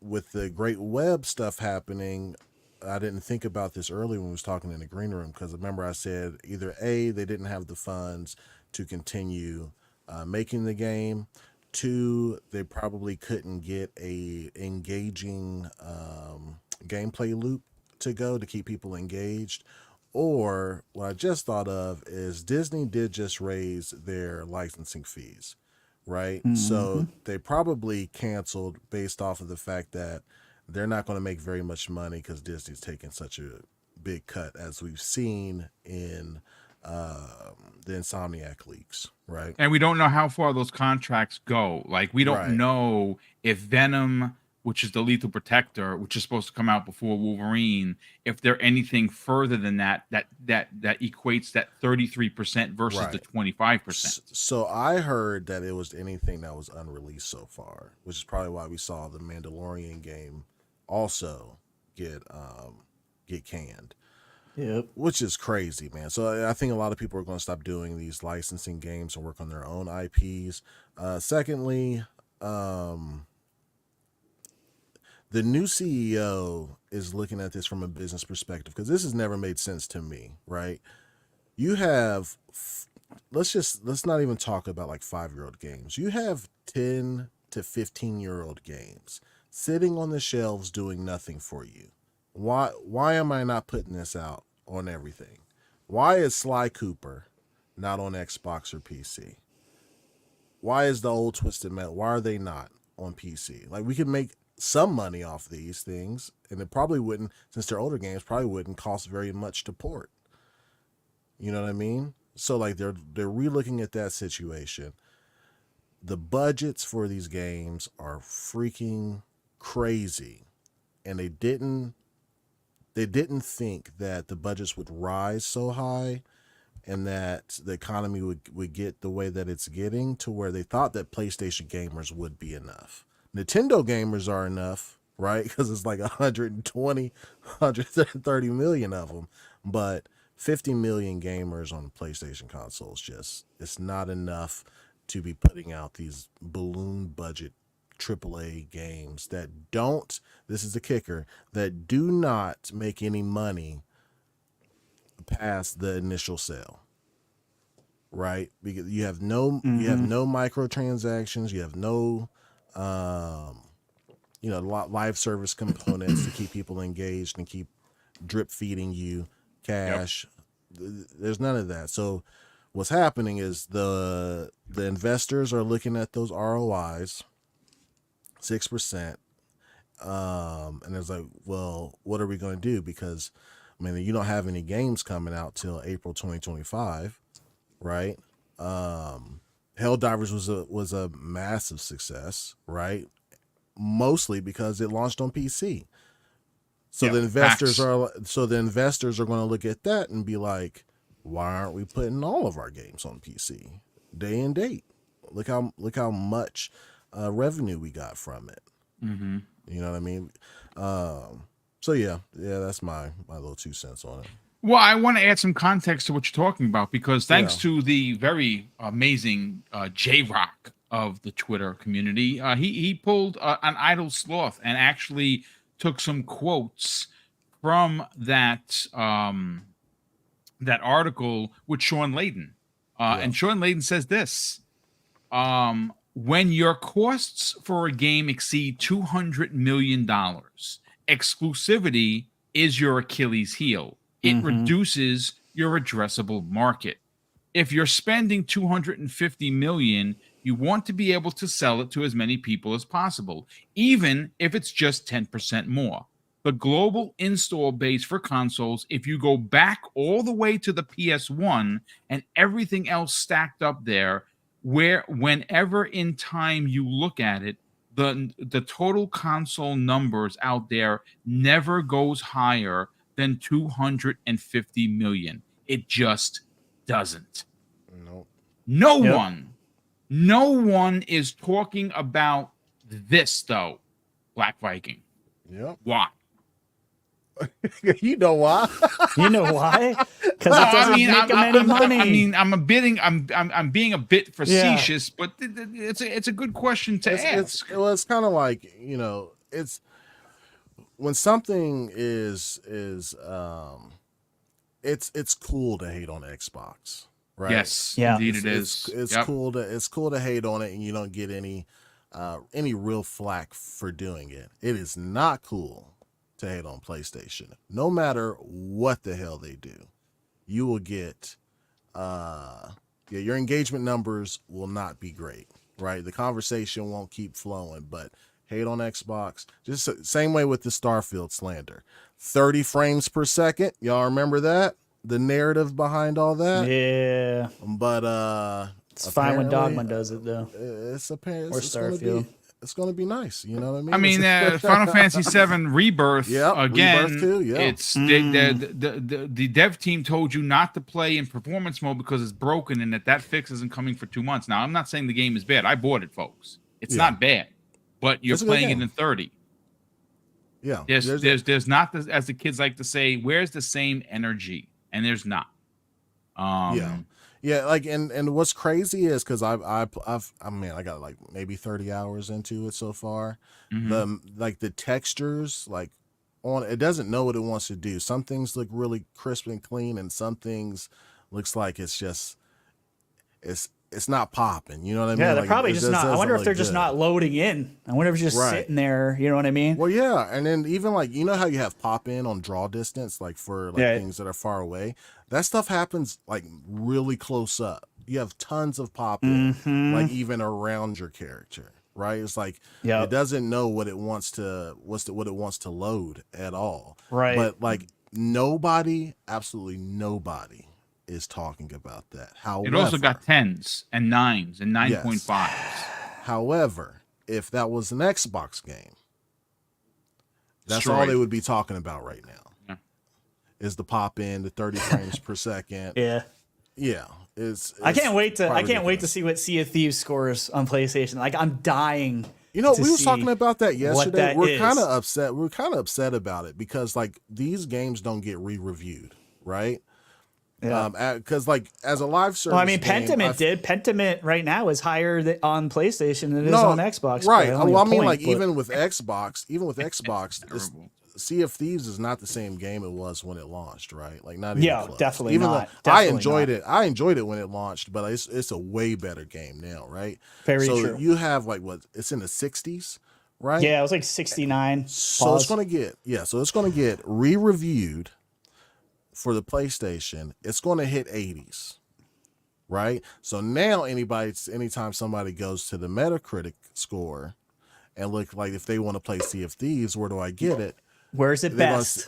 Yes. Yeah. And they're not going to take. So like that's why like Steam. They won't know any better. Steam reviews have like the total calculation of all the reviews and then plus most recent, right? So and that's what it should be. But anytime now Viking, Viking, don't forget that 1-2 punch. It gets higher reviewed on PlayStation and then it gets nominated for best ongoing game. We talked about that. We talked about that yesterday too. Yes. Yep. That's good. It will. And 100%. You know, it's funny when I actually tweeted at Jeff Keighley and I specifically said, I'm not trying to be disrespectful, but we'll see if these finally get nominated for best ongoing gaming. And people, of course, you get the negatives out there. Well, no, they don't do that for 60 meta games. And like, I mean, boom. Even Sea of Thieves' Twitter account asked the same damn question. So there you go. I love it. Good for you guys. Yeah, 100%. It will. Yeah, it absolutely was crazy. It's going to be funny. Grounded will as well. Grounded will be in there as well. And you're like, hey, how did this happen? Something else will win, but they'll probably give it to Elden Ring because it's got the DLC, and that's now considered a best ongoing game. But it's as fine. It should. Boom. I don't know. I haven't played it. Savagery. Retri, let's bring you in on the conversation, Retri, because obviously there's two companies going in opposite directions currently. Sony is on a downward spiral. I think the best way it could have been said already is why Black Viking said they're in a pickle, and nobody wants to admit this. But yet, when you read the article from Friday, from IGN specifically, because they're the ones that interviewed Peter Moore, you start to see other articles form, and now there's a rhetoric out there that Xbox is going third party. I read the article verbatim. They've been looking to get out of the console business according to that website, for the last 15 years. But Sony is closing studios. They're canceling games. Their entire gas game, whatever they have left in the tank, is being banked on Jade Raymond's game, which is gonna fail. I'm sorry. I like Jade Raymond a lot, but I'm sorry. The Payday ripoff is going to fail. And the other one, Concord, we have no idea what it is past a CG trailer. Juicy burger. Supposedly this year. Jiggly juicy burger. Yeah, the Jiggly Burger. Yeah, I don't know so much about that. If those fail, they literally have nothing because they've canceled all of their first-party multiplayer games that have gas game stuff. Perfect example, Spiderman. I don't understand it. Boom. Here's the thing. If I'm looking forward to a game, it's probably going to get canceled because I'm looking at the list of games I was looking forward to. Time Splitters being one of them. That looked that looked very much like a Fortnite ripoff. So that's what they said it was going to be, and I think that's why they killed it. Get why that one might have gone to the wayside. Spider-Man, I thought looked pretty good, but even out of the two trailers, I got to be honest with you. Like Viking mentioned the gameplay loop. I really think that was a problem because I was just watching the two trailers and I'm thinking, I think this would get too repetitive too quickly. And maybe that's just me being crazy and just seeing too much into the little that we saw. But on the other side, if they get 900 Spider-Man, I mean, that's literally the Fortnite formula. You have skins to sell for years. Yeah. Yes. You know what I mean? Like years worth of content where you can just go, here's but another they could skin. also Here's the bring in newest other Spider-Man. Marvel Here's the newest one. characters. You know what I'm saying? Absolutely. Like, it doesn't have to end with Spider-Man, and it's 5 players across the multiverse. Right. Right. I mean, it seems like a game that just because of the multiverse side of this, it's to me like Starfield, and the way Starfield has galaxies, you have a never-ending amount of things you can do because it's space and it just is going on forever. You have the same type of scenario with this game where you can go on forever, which leads me to believe that Viking might have been right on the whole licensing with Disney. It's got to be something like that because this just makes too much sense that it feels like it would print money. It doesn't seem like the formula to make this live service work is that difficult. Right? So I don't understand why they would cancel that outside of the juice not being worth the squeeze here and that Disney was just taking too much. So they're just cutting their losses because they didn't think they were going to make enough money to put into a game that just, needs a bunch of developers to continue, making this game and improving it for years and years and years. But I mean, what was the other one? Twisted Metal gone too. The other one I was looking forward to, man. It's like, I was Twisted visibly Metal, upset about and that. the show got a on, season man. 2. Like they could have. Again, you want to talk about selling? Look, I'm not a CEO, folks. I don't have a business degree, but I'm gonna tell you right now, if you would have taken a Twisted Metal and made it into a gas game, I would have bought skins. They could have logistically done levels in every aspect of all that PlayStation has to offer. There could have been a Ratchet and Clank level. There could have been a Last of Us level. There could have been a God of War level where it's themed and they actually have the vehicle skins for a Kratos car or a Nathan Drake, buggy or something. And it's, again, I don't know, but I would have purchased those things because I bought a lot of cosmetics for soccer cars. And that game prints money so much so that they were purchased by Epic. Yeah. Right. So I don't know. It's just, to me, it's just frustrating. A lack of it was so giving when people that play Rocket League like something new to try all right? Like the game would have been you could have a ranked mode. Well, I mean, It would have been Fortnite beat so you to the much. punch. Maybe that's why they said, crap, Maybe. Fortnite just But it's kicked us still in the Twisted teeth. Metal. They have the It's IP. still I know. Twisted Metal, You know what though. I mean? Yeah. Dude, I You agree. can make it M rated. You know what I mean? Like it could be Absolutely. really good. But go ahead. My fault. Yeah, no. I mean, I agree with you. That one hurt me bad because but I also didn't realize that was a gas game till it got canceled. I guess I wasn't paying attention enough, and I was like, oh, that was supposed to be a gas game. I just thought it was going to be a standalone experience like it was back in the day. But these guys are getting greedy and they want to try to make more money. But to what Hargeet said earlier, we're seeing so many of these get canceled. And we talked about this on our own podcast with me and Dave. I foresee a future where a lot of these budgets are capped, and I think PlayStation might lean in, or if I were them, I'd probably lean in a little bit harder on the AA experiences, because I'll tell you, a lot of the games that have come out recently that I've been playing that are AA, I'm having more fun with the AA games than I am with these AAA games. I loved that's the Pal thing. World, a Japanese game, by the way, which came to Game Pass. I'm having fun with Helldivers 2, Dead Island 2. You know what I mean? Like these smaller games, they don't have to be these crazy 200, 300-hour experiences, I don't think. Those are nice to have, don't get me wrong. I love my Call of Duties. I love those expensive games and stuff like that. But I see a world, I'm hoping that they're going to maybe, wake up a little bit and say, we don't have to spend 200, 300 million to make a banger game. You don't. Gameplay over graphics every time. And I think we're seeing it. I think we're seeing it. Like Power World is not a great looking game. Helldivers, when I went into it, I laughed. I was like, people were making fun of Starfield. Helldivers looks worse. Yes, Yeah. But the gameplay is good. It's Yeah. fun, right? That's what really matters at the end of the day. Ask Nintendo. You know what I mean? Like I think Sony just put too much, we are the movies of games, right? Yes. That's what Yep. that's what we stand for. And it's fine. And now their budgets are blockbuster movie budgets, and now it's biting them in the ass. Yep. So I would like to see just smaller experiences, because I agree with Hargy. Like I just don't. They can't continue doing this AAA stuff. Their service games are dying so damn fast, and who knows if the Horizon game is going to get canceled as well? Because again, one that I'm looks looking like at Fortnite? the art Yeah, of it's it, getting canceled. it looks like It's getting freaking canceled. Fortnite. It's like, it's getting canceled. I just saw artwork from it. What's I'm like, gonna there's no way that's survive? going to go. What'd you say? Boom! You got Conquered, and what's the other game that's still Fair Games. Concord and the Fair Games. Fair Thank Games. you, Fair Yeah. Games. And I agree with you.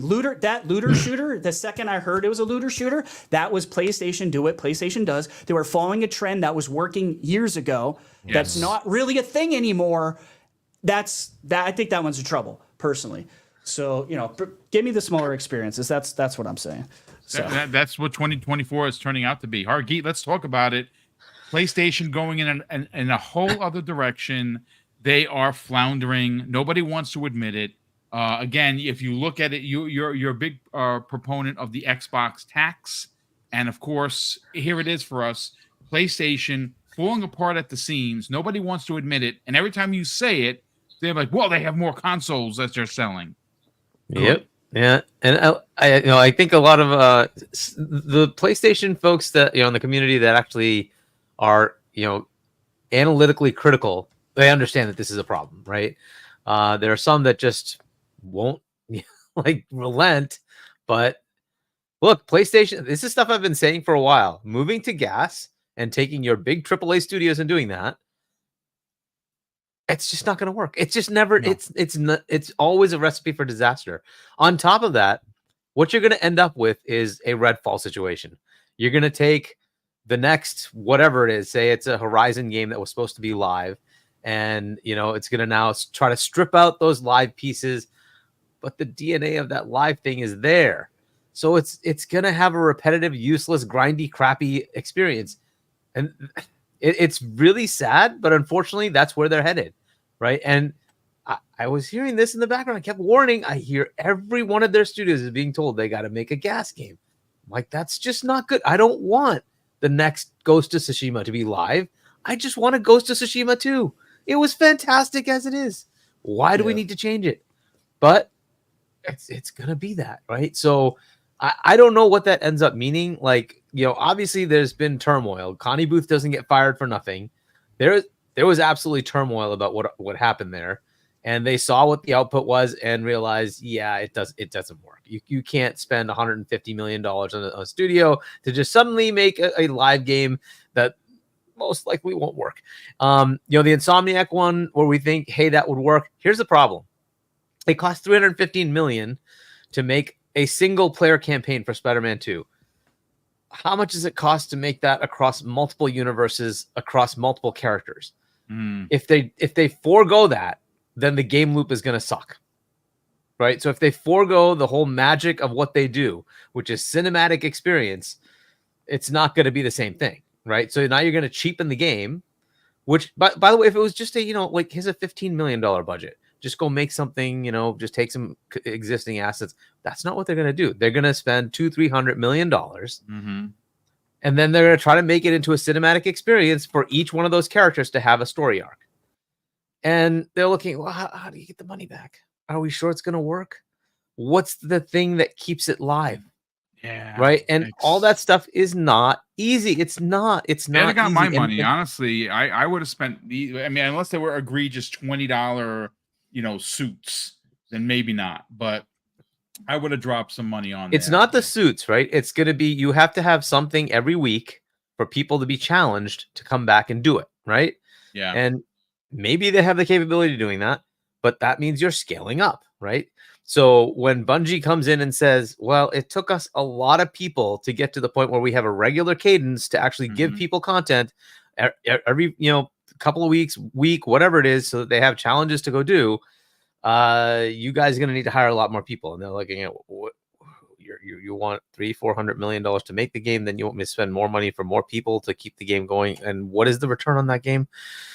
And this is the problem. Those games were always, unfortunately, they were always doomed. It was so obvious. If you look at it, you're like, this just isn't going to work. You need to go invest in small things that look like they might work. Most of them will fail, but you'll get a PAL world here and there, and that'll return the money back. That's it. That's essentially what you have to look at. So it's sad, but PlayStation's going to be in a little bit of turmoil for the next, say, 5 years, because they're going to have to release whatever the heck they have now. And those games are going to be hybrid, live games that are going to strip out the live pieces. And maybe it'll be okay, but maybe it won't. Because most of the times when that happens, it usually sucks. They're gonna do what they've always done, Hargi. They're gonna lean so hard on third party, it's not even funny, because they have to. Yeah, they have to. They're not gonna have a choice. They have this to. This is They're where gonna the be paying problem for starts to everything. come. We're trying to. Third party works when there was a de facto that Nintendo wasn't playing in this world and Xbox wasn't competing in this world. That's not the world they're living in anymore. Nintendo's coming out with a console that will compete for everything. Yeah. So now you can't say no to it. Because look, if the Switch 2 does even half as well as the Switch 1, you can't ignore that market. You just can't. That thing's like 75 million guaranteed. There's no way you're going to give that up. You're just not. So, and in Japan, that's the big freaking console, right? So I just don't see the world where that's okay anymore. They can keep trying to expend money that they don't have on trying to get exclusivity for games that those publishers will say, I need to make money. And I'm looking at Square, and every time they did this, it sucked for them. Yeah. Why would I want to do this with you? So maybe not. Maybe I'm going to go with all the publishers, all the platforms, because it just makes more sense. Right. Well, so I'm going to go to Nintendo. It happens a lot freaking faster than anyone can ever possibly imagine. They've already if you're on Xbox, what that does. If you're on Xbox, it's already been written for PC, right? Because it's really just a checkbox. I'm putting it on Xbox. Yeah. So, it's gonna be hard for them to keep doing that. Those deals aren't gonna be happening that much more. Maybe like indies will. It. Yeah, they'll have to do it with. I mean, we see it with. It'll be indies with Helldivers and with Stellar Blade. Yeah. Like, well, Helldivers is their own IP, right? Helldivers is they own the IP, not their the studio, right? Right, but the studio is small, right? Like so. Yep.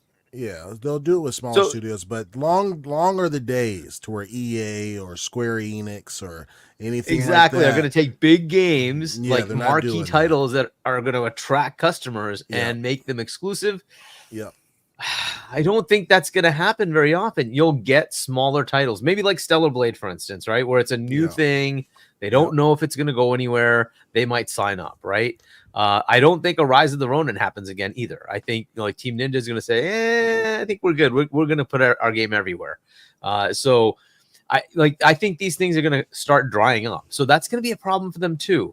On top of that, there's this big game called Call of Duty that might kind of shift a little bit over to another platform because it's now owned by it.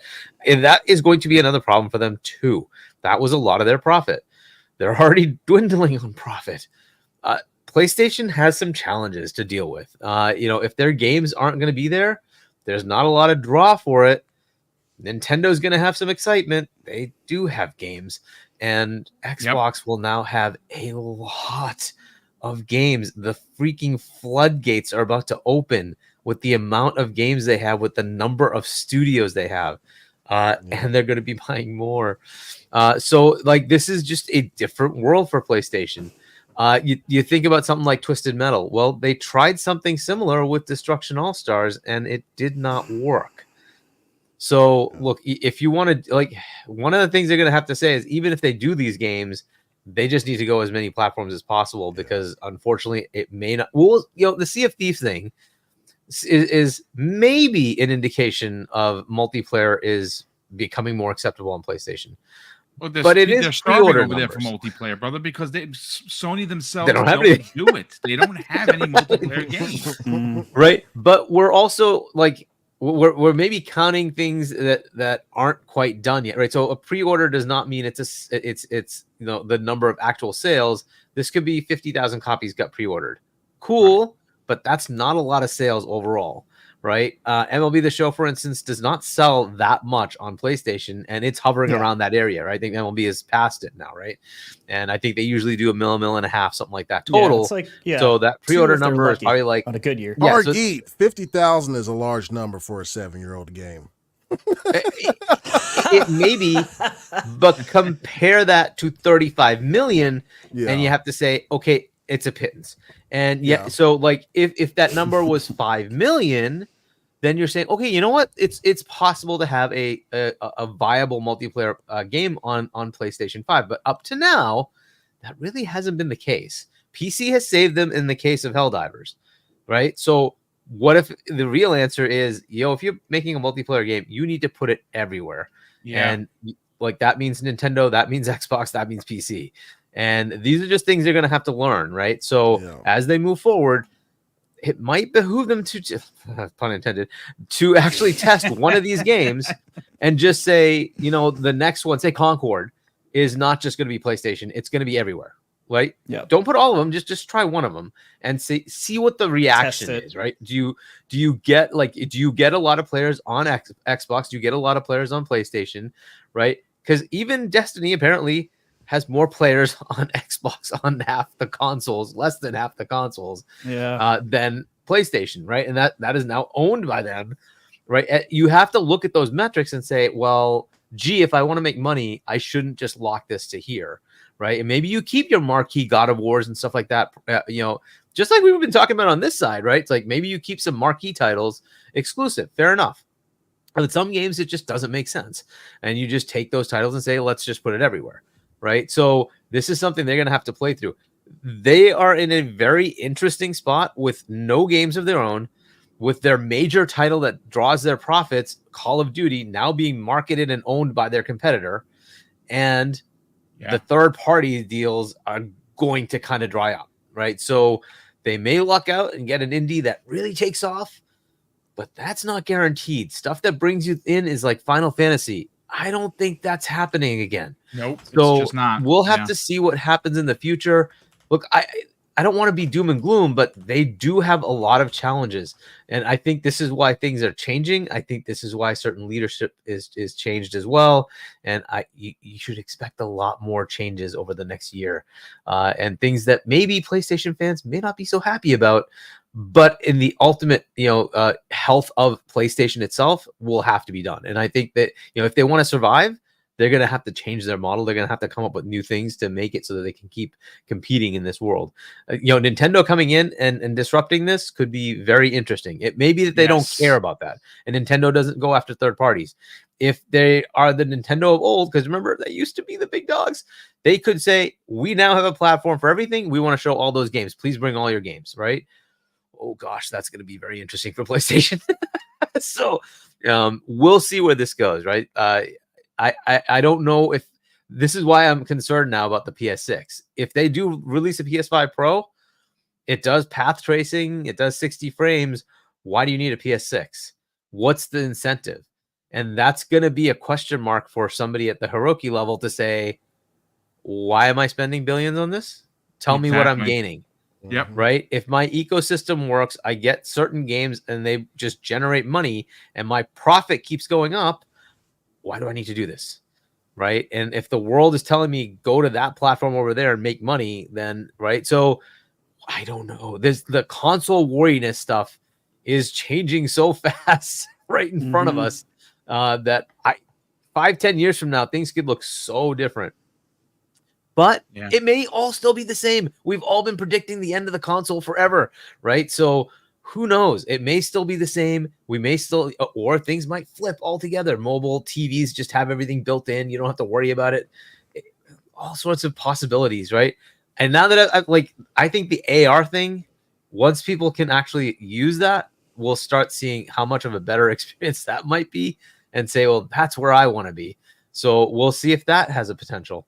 And that could disrupt the market too, right? So we have a ways to go with different things, but they're all kind of coming up. So we have some interesting times ahead, right? So portables might be the new thing. I think that's going to be the thing.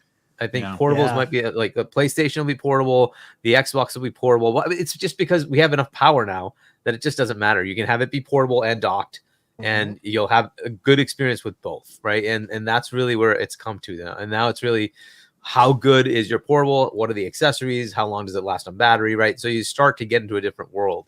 So we'll see. There's a lot here. I hope PlayStation has a good roadmap. I don't think they do. I think they have a lot of challenges, and they need to kind of work through them. So I expect a lot of, just like we've been seeing announcements on the Xbox side, I think you're going to see a lot of things going on the PlayStation side. They're going to have an interesting couple of years with no games. I absolutely agree. Finally, in closing, first of all, did anyone else witness the 11 people I murdered and I murked through an unstoppable rage? I was watching. That was crazy. I appreciate you, sir. Well done. That's not bots. What happened? That's randos. And I was Jason Voorhees. I just want to shout myself out there for a second. That was madness. You saw that? That was like a 10-minute run. It was amazing. What happened now? In the game. I got you. Yeah, I was murking everybody. It was great. I play Halo. I'm 20 days in, and I just can't stop playing. Nice. It's just amazing. Keasante, let's get your final take on this, brother. PlayStation. Before we even say anything, we will say first and foremost, give the man some credit. He is as old as your grandpa, and he's murking fools in the chat. So there you go. There you go. That's what he's doing right now. More skills than I got. That's what I'm saying. But yes, Boo, what were you saying? What I was saying in closing, let's just discuss. Everyone has some amazing points regarding the directions of both console makers. One is going and they're sliding. They're not dead. Yep. They're not going anywhere, but they are losing the grasp of industry leader because they are caught with their pants down, so to speak. And Xbox seems to be doing a lot of really thought-provoking things. Now, granted, some of the stuff I'm not a big fan of. Hi-Fi Rush, I've already said my piece on it, but it's going to happen more and more. I have to accept it. It's fine, but two different companies. Two different directions. Let's talk about it. Yeah, no, so I completely agree with the sentiment of the chat and the folks on the panel. I see some in the chat are fighting the good fight, saying that there's nothing wrong, that they're making great sales, and I'm just like, that's a lagging indicator. These are the days when the box you buy doesn't necessarily even matter. Even like the only people that can tout their box or their hardware is Nintendo, because they actually make money when you buy one of those things, right? PlayStation says they make money when you buy it, but it's peanuts on the dollar in comparison, right? And to your Nintendo point, could sell. Hiroki Totoki disagrees with them. There you go. There you go. Nintendo could sell only hardware and be good because that hardware, it's peanuts on the dollar, and they're selling it to you for $250, so $300. So they make a lot of profit there. No other hardware maker does that, right? And for time immemorial, it's been means to an end. You buy my box, I sell you my wares, and that's how I make my money back, right? Yes. I've done this. We've done this analogy before on the Xbox side, the Series S, right? The CPU equivalent that you can find inside the Series S, not even the X, because the X is the big dog. The Series S's processor costs $350 retail. Just the processor, not the plastic around it, not the box that it comes in, not the marketing dollars, not the controllers, nothing else, just the processor. So imagine you buying a Series S and maybe buying one game. You've cost them money, right? That's the world that these console makers have always lived in. They do their best to try revise to make to get the what do you call it, the hardware revisions in so that they can save some money. But by and large, when you buy their hardware, it's just a promise that maybe they have a customer, right? That's not a win for them until you start becoming a pay pig. So that's why they do their best to turn you into pay pigs, right? It's the only way they get their money from you buying their hardware, right? And that is something that has been known in the hardware in the console space forever, right?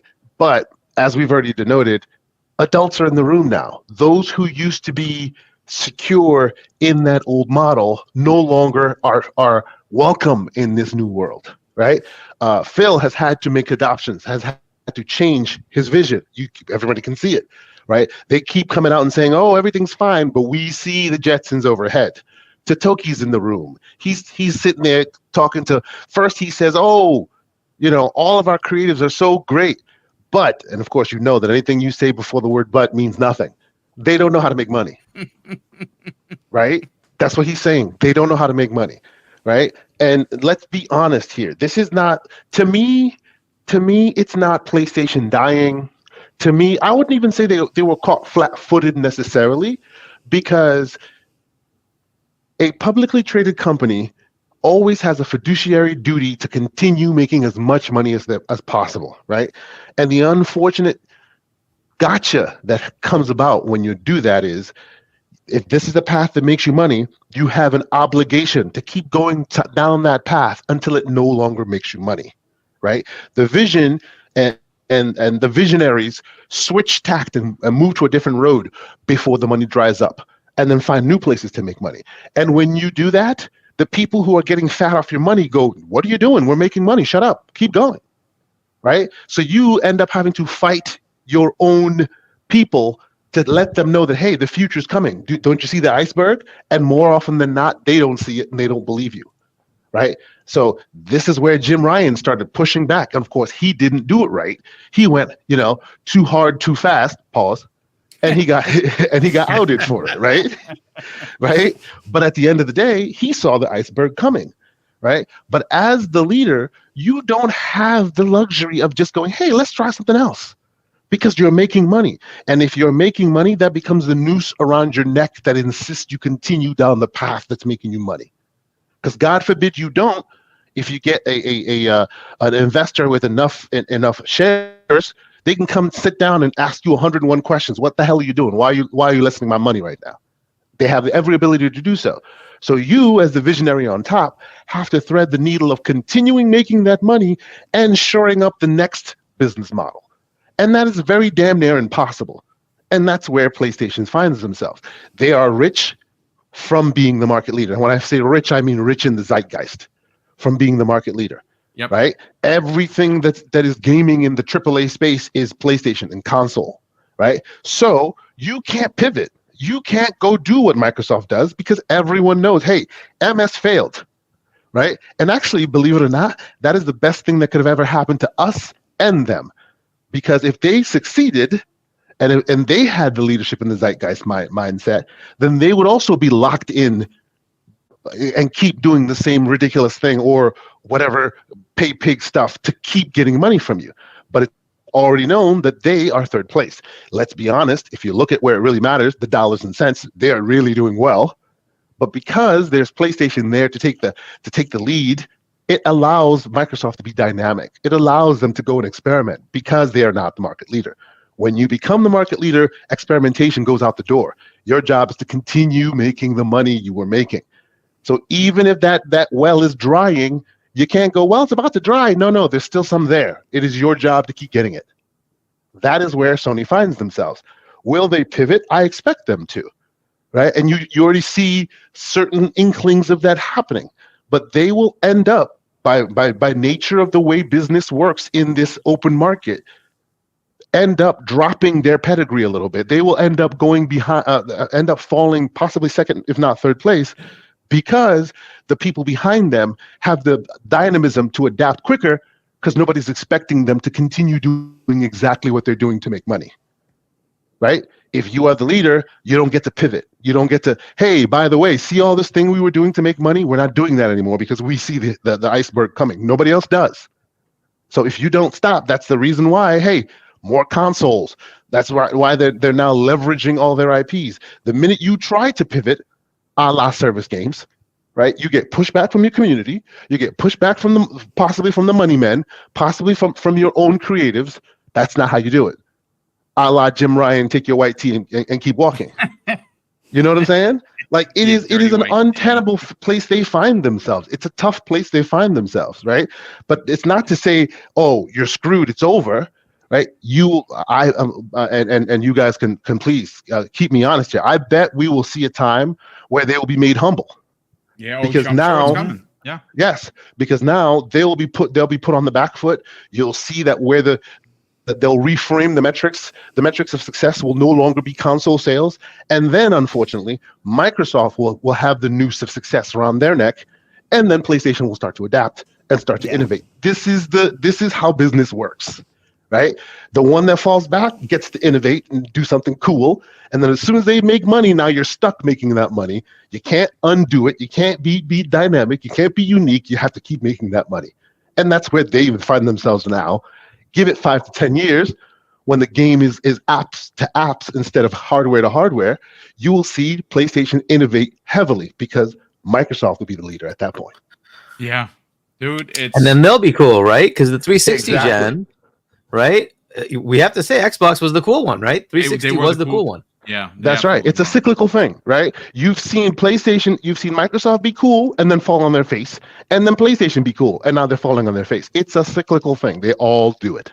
Yeah, it happens. They just when they're about to go into the end zone, they fumble right at the 1 yard line. It's crazy. But look, at the end of the day, folks, we had an amazing show. Hopefully, you enjoyed the conversation. Even if you're pro Sony, you are welcome here. No one's throwing you out. No one's insulting you because you have a different opinion. It's everyone's opinion counts. Now, we may not agree, but that doesn't mean that your opinion isn't valid. I do want to say, of the 900 plus people that we had here today, which is freaking amazing, if you're not already subscribed, please consider subscribing to the channel. I would greatly appreciate it. I do this Monday through Friday.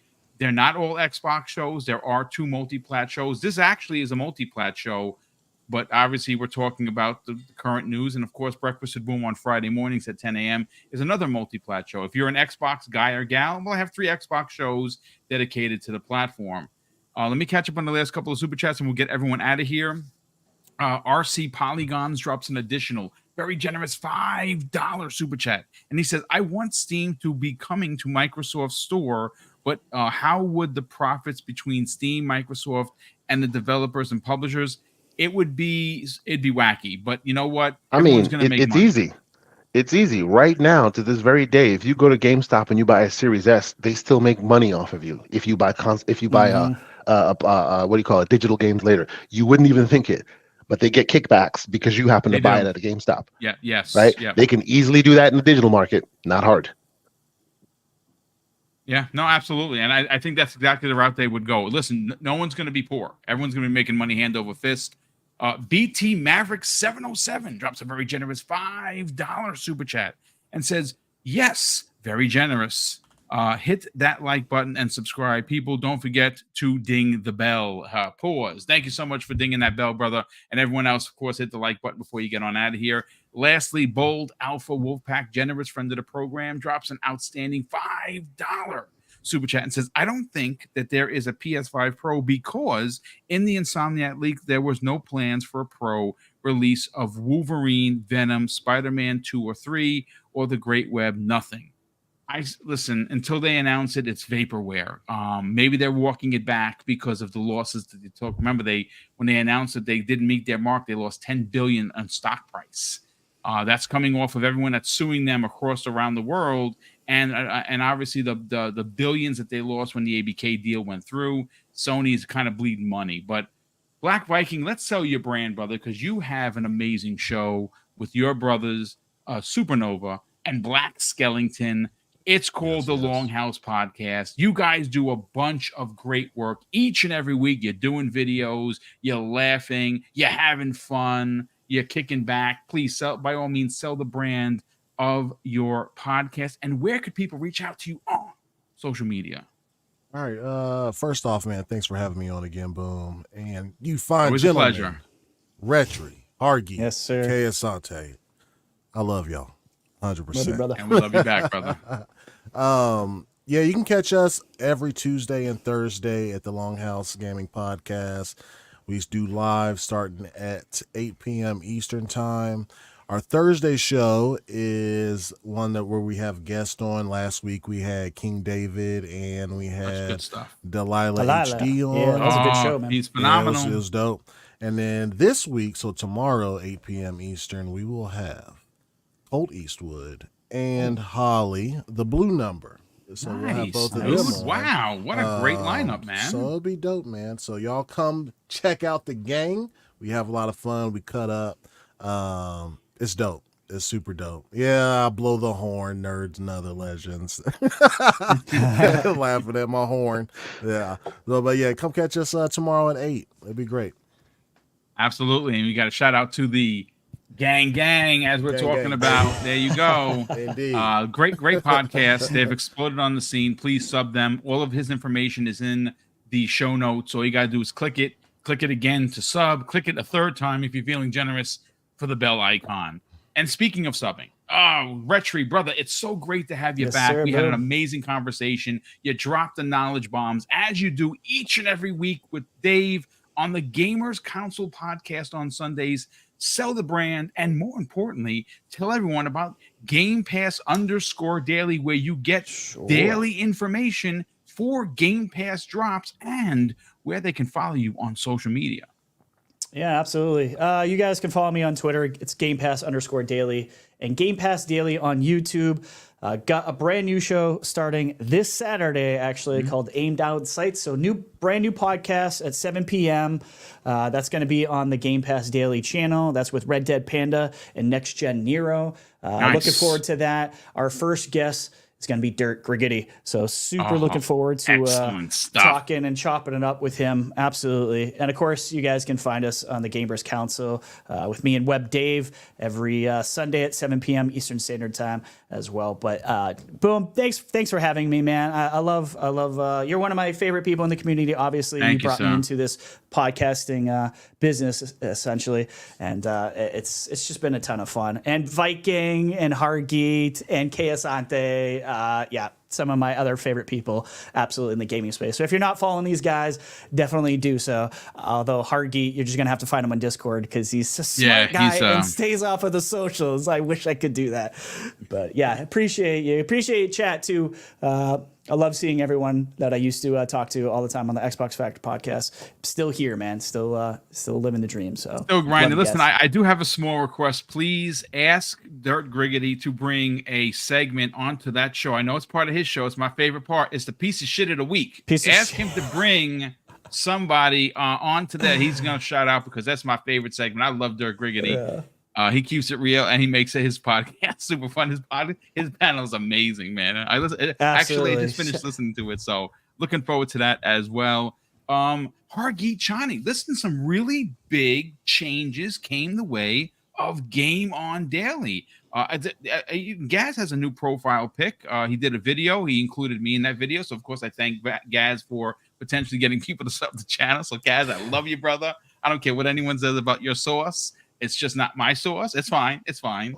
Pause, but okay. Pause. Hello. Pause right there. Talk about Gaz's sauce. I love Gaz. I love pizza. Please, by all means, sell the brand of Game On Daily. Obviously, Gaz does a great job of really embracing his evilness that he can. Him and Asa do a great show each and every Saturday. Some big changes came the way of Game On Daily. Talk about it, man. Yeah, so it's still there, gameondaily.com, youtube.com/gameondaily. We'll focus more on the go live and maybe things that are more, I guess, corporate friendly on the main channel.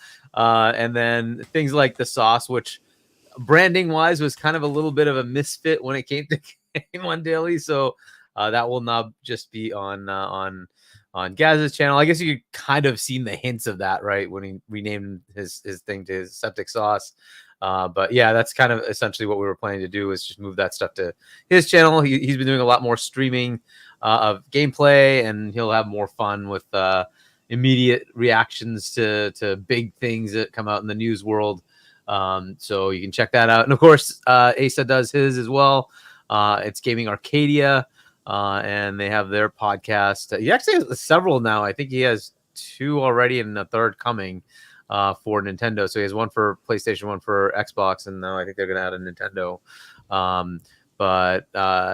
So check that out. Pretty much every day he's on doing something. And then Games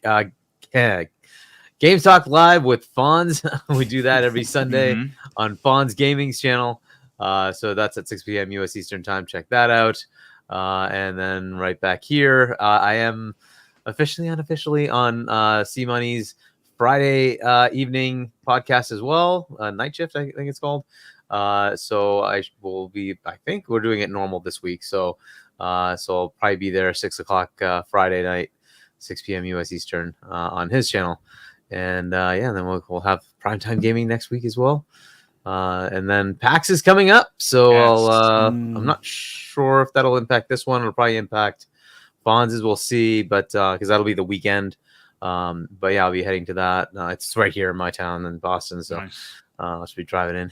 So we'll see what we can see there. A whole bunch of people are actually coming to PAX, which will be interesting to catch up with people, but also see what's coming up for games.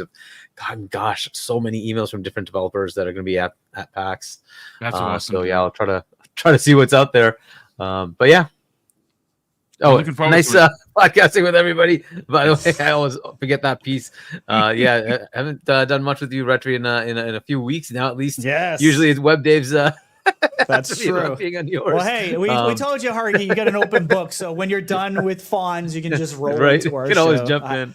Yeah. Because you don't do enough. So we need you more. I know, right? I did You do Vikings, more like 3 or 4 I think things of yours. So okay, we should probably do something on that Monday one, right, and talk about the hardware stuff. Because Yes, there's sir. a lot of cool things Yeah, happening. in that world. would be good. That's why obviously him and John will talk about the hardware. I think that'd be a great Yeah. conversation. To be honest with you. And lastly, speak of the devil. Well, not the devil. Speak of Tech, Mr. Tech himself. He's not here, but he was here. I didn't even expect him to be here. This was a nice surprise. Keosante, by all means, you have 2 of your own shows. One of which that Hargit is talking about is the Gamers Playground with John Wolf, and it's PCMR welcoming. Obviously, it's tech based. They talk about consoles. They talk about all the Ps, the 1080Ps, and such, as well as, of course, on Saturday, you have an amazing show each and every week with the needless one known as the Everborn Saga. Please, by all means, sell the brand of the Gaming Circle podcast and where people can subscribe and potentially follow you on social media. Yes. Well, thank you for first and foremost. Yeah, I wasn't even planning on coming because hotel Wi-Fi is always a tumultuous situation. But yeah, it is. Yeah, but I was listening to the great conversation. I thought, let me give it a shot. So I appreciate y'all having me on. As dealing with my camlessness this week. But thank you guys. It's always fun to be on here and chat with you guys. The great Harky Chani, the Black Viking on here doing it real big, and of course Retri. Always great to chat with you guys. It's always fun. Of course you can catch me K Asante, TKO Asante on Xbox, PlayStation, all those places. And of course, my co-host and I do the Gaming Circle podcast on Saturdays. We will have a show this week, even though I will be flying back home on Friday. We're gonna make it happen because there's a lot to talk about. We missed last week's show. I was hoping some slanderous ridiculousness would die down, but it hasn't. So we gonna address it on Saturday. It's gonna be a thing. Oh boy. I'll just say it's sweet. Anyway, let's move on. Besides that, you can find me and John Wolf on Monday nights in the aforementioned Gamers Playground, where I find more and more folks chatting with us about how the gaming world works. Do drivers really hurt us when we're playing our games? And I'm here to help y'all and navigate those waters. Maybe talk you through a Steam Deck or a ROG Ally or something like that to get your feet wet in the gaming space on PC. So come check us out Monday nights, and it's all fun, very inclusive. We're not there to make fun of any console troglodytes. You know what I'm saying? Yeah, no, absolutely, brother. Love what you do. It's all fun, So we're here for it, and we appreciate the community joining us and always showing support. So thank you guys so much. Well, thank you for being here, brother. Again, this was a nice treat to have you here because I thought you were going to be on traveling. We just never know what you actually said it in the beginning. Listen, I don't know about my Wi-Fi, but listen, you were here. You killed it as always. A big thank you to the near 900 people we had here. A huge thank you to all of the amazing super chats that came in, and of course the channel memberships that continue to help us, do the big giveaways. And this year we're giving away $3,500 worth of prizes. Those 4 contests are going to happen from September to December. Obviously, stay tuned to the channel of when we announce those and what the particulars are. You simply got to be in the chat to win. If you're a channel member, you get an extra entry. And obviously, the first half of whatever prizes we're giving out that particular contest go to channel members first. And then, of course, after that, anyone in the chat, you don't even have to be sub to the channel. If the picker picks you and you win, you win. And of course, I want to close out today's show with something that's incredibly important to me, folks. Hopefully one day it'll be important to you. And that's something that my dad taught us when we were kids. And he would say, Craig, treat others how you want to be treated. And also, it doesn't cost anything to be nice. You live by those rules, son. I can guarantee you're going to have an awesome day. So take care, everyone. We'll see you next week on the newest episode of Primetime Gaming with Mr. Boomstick and Friends.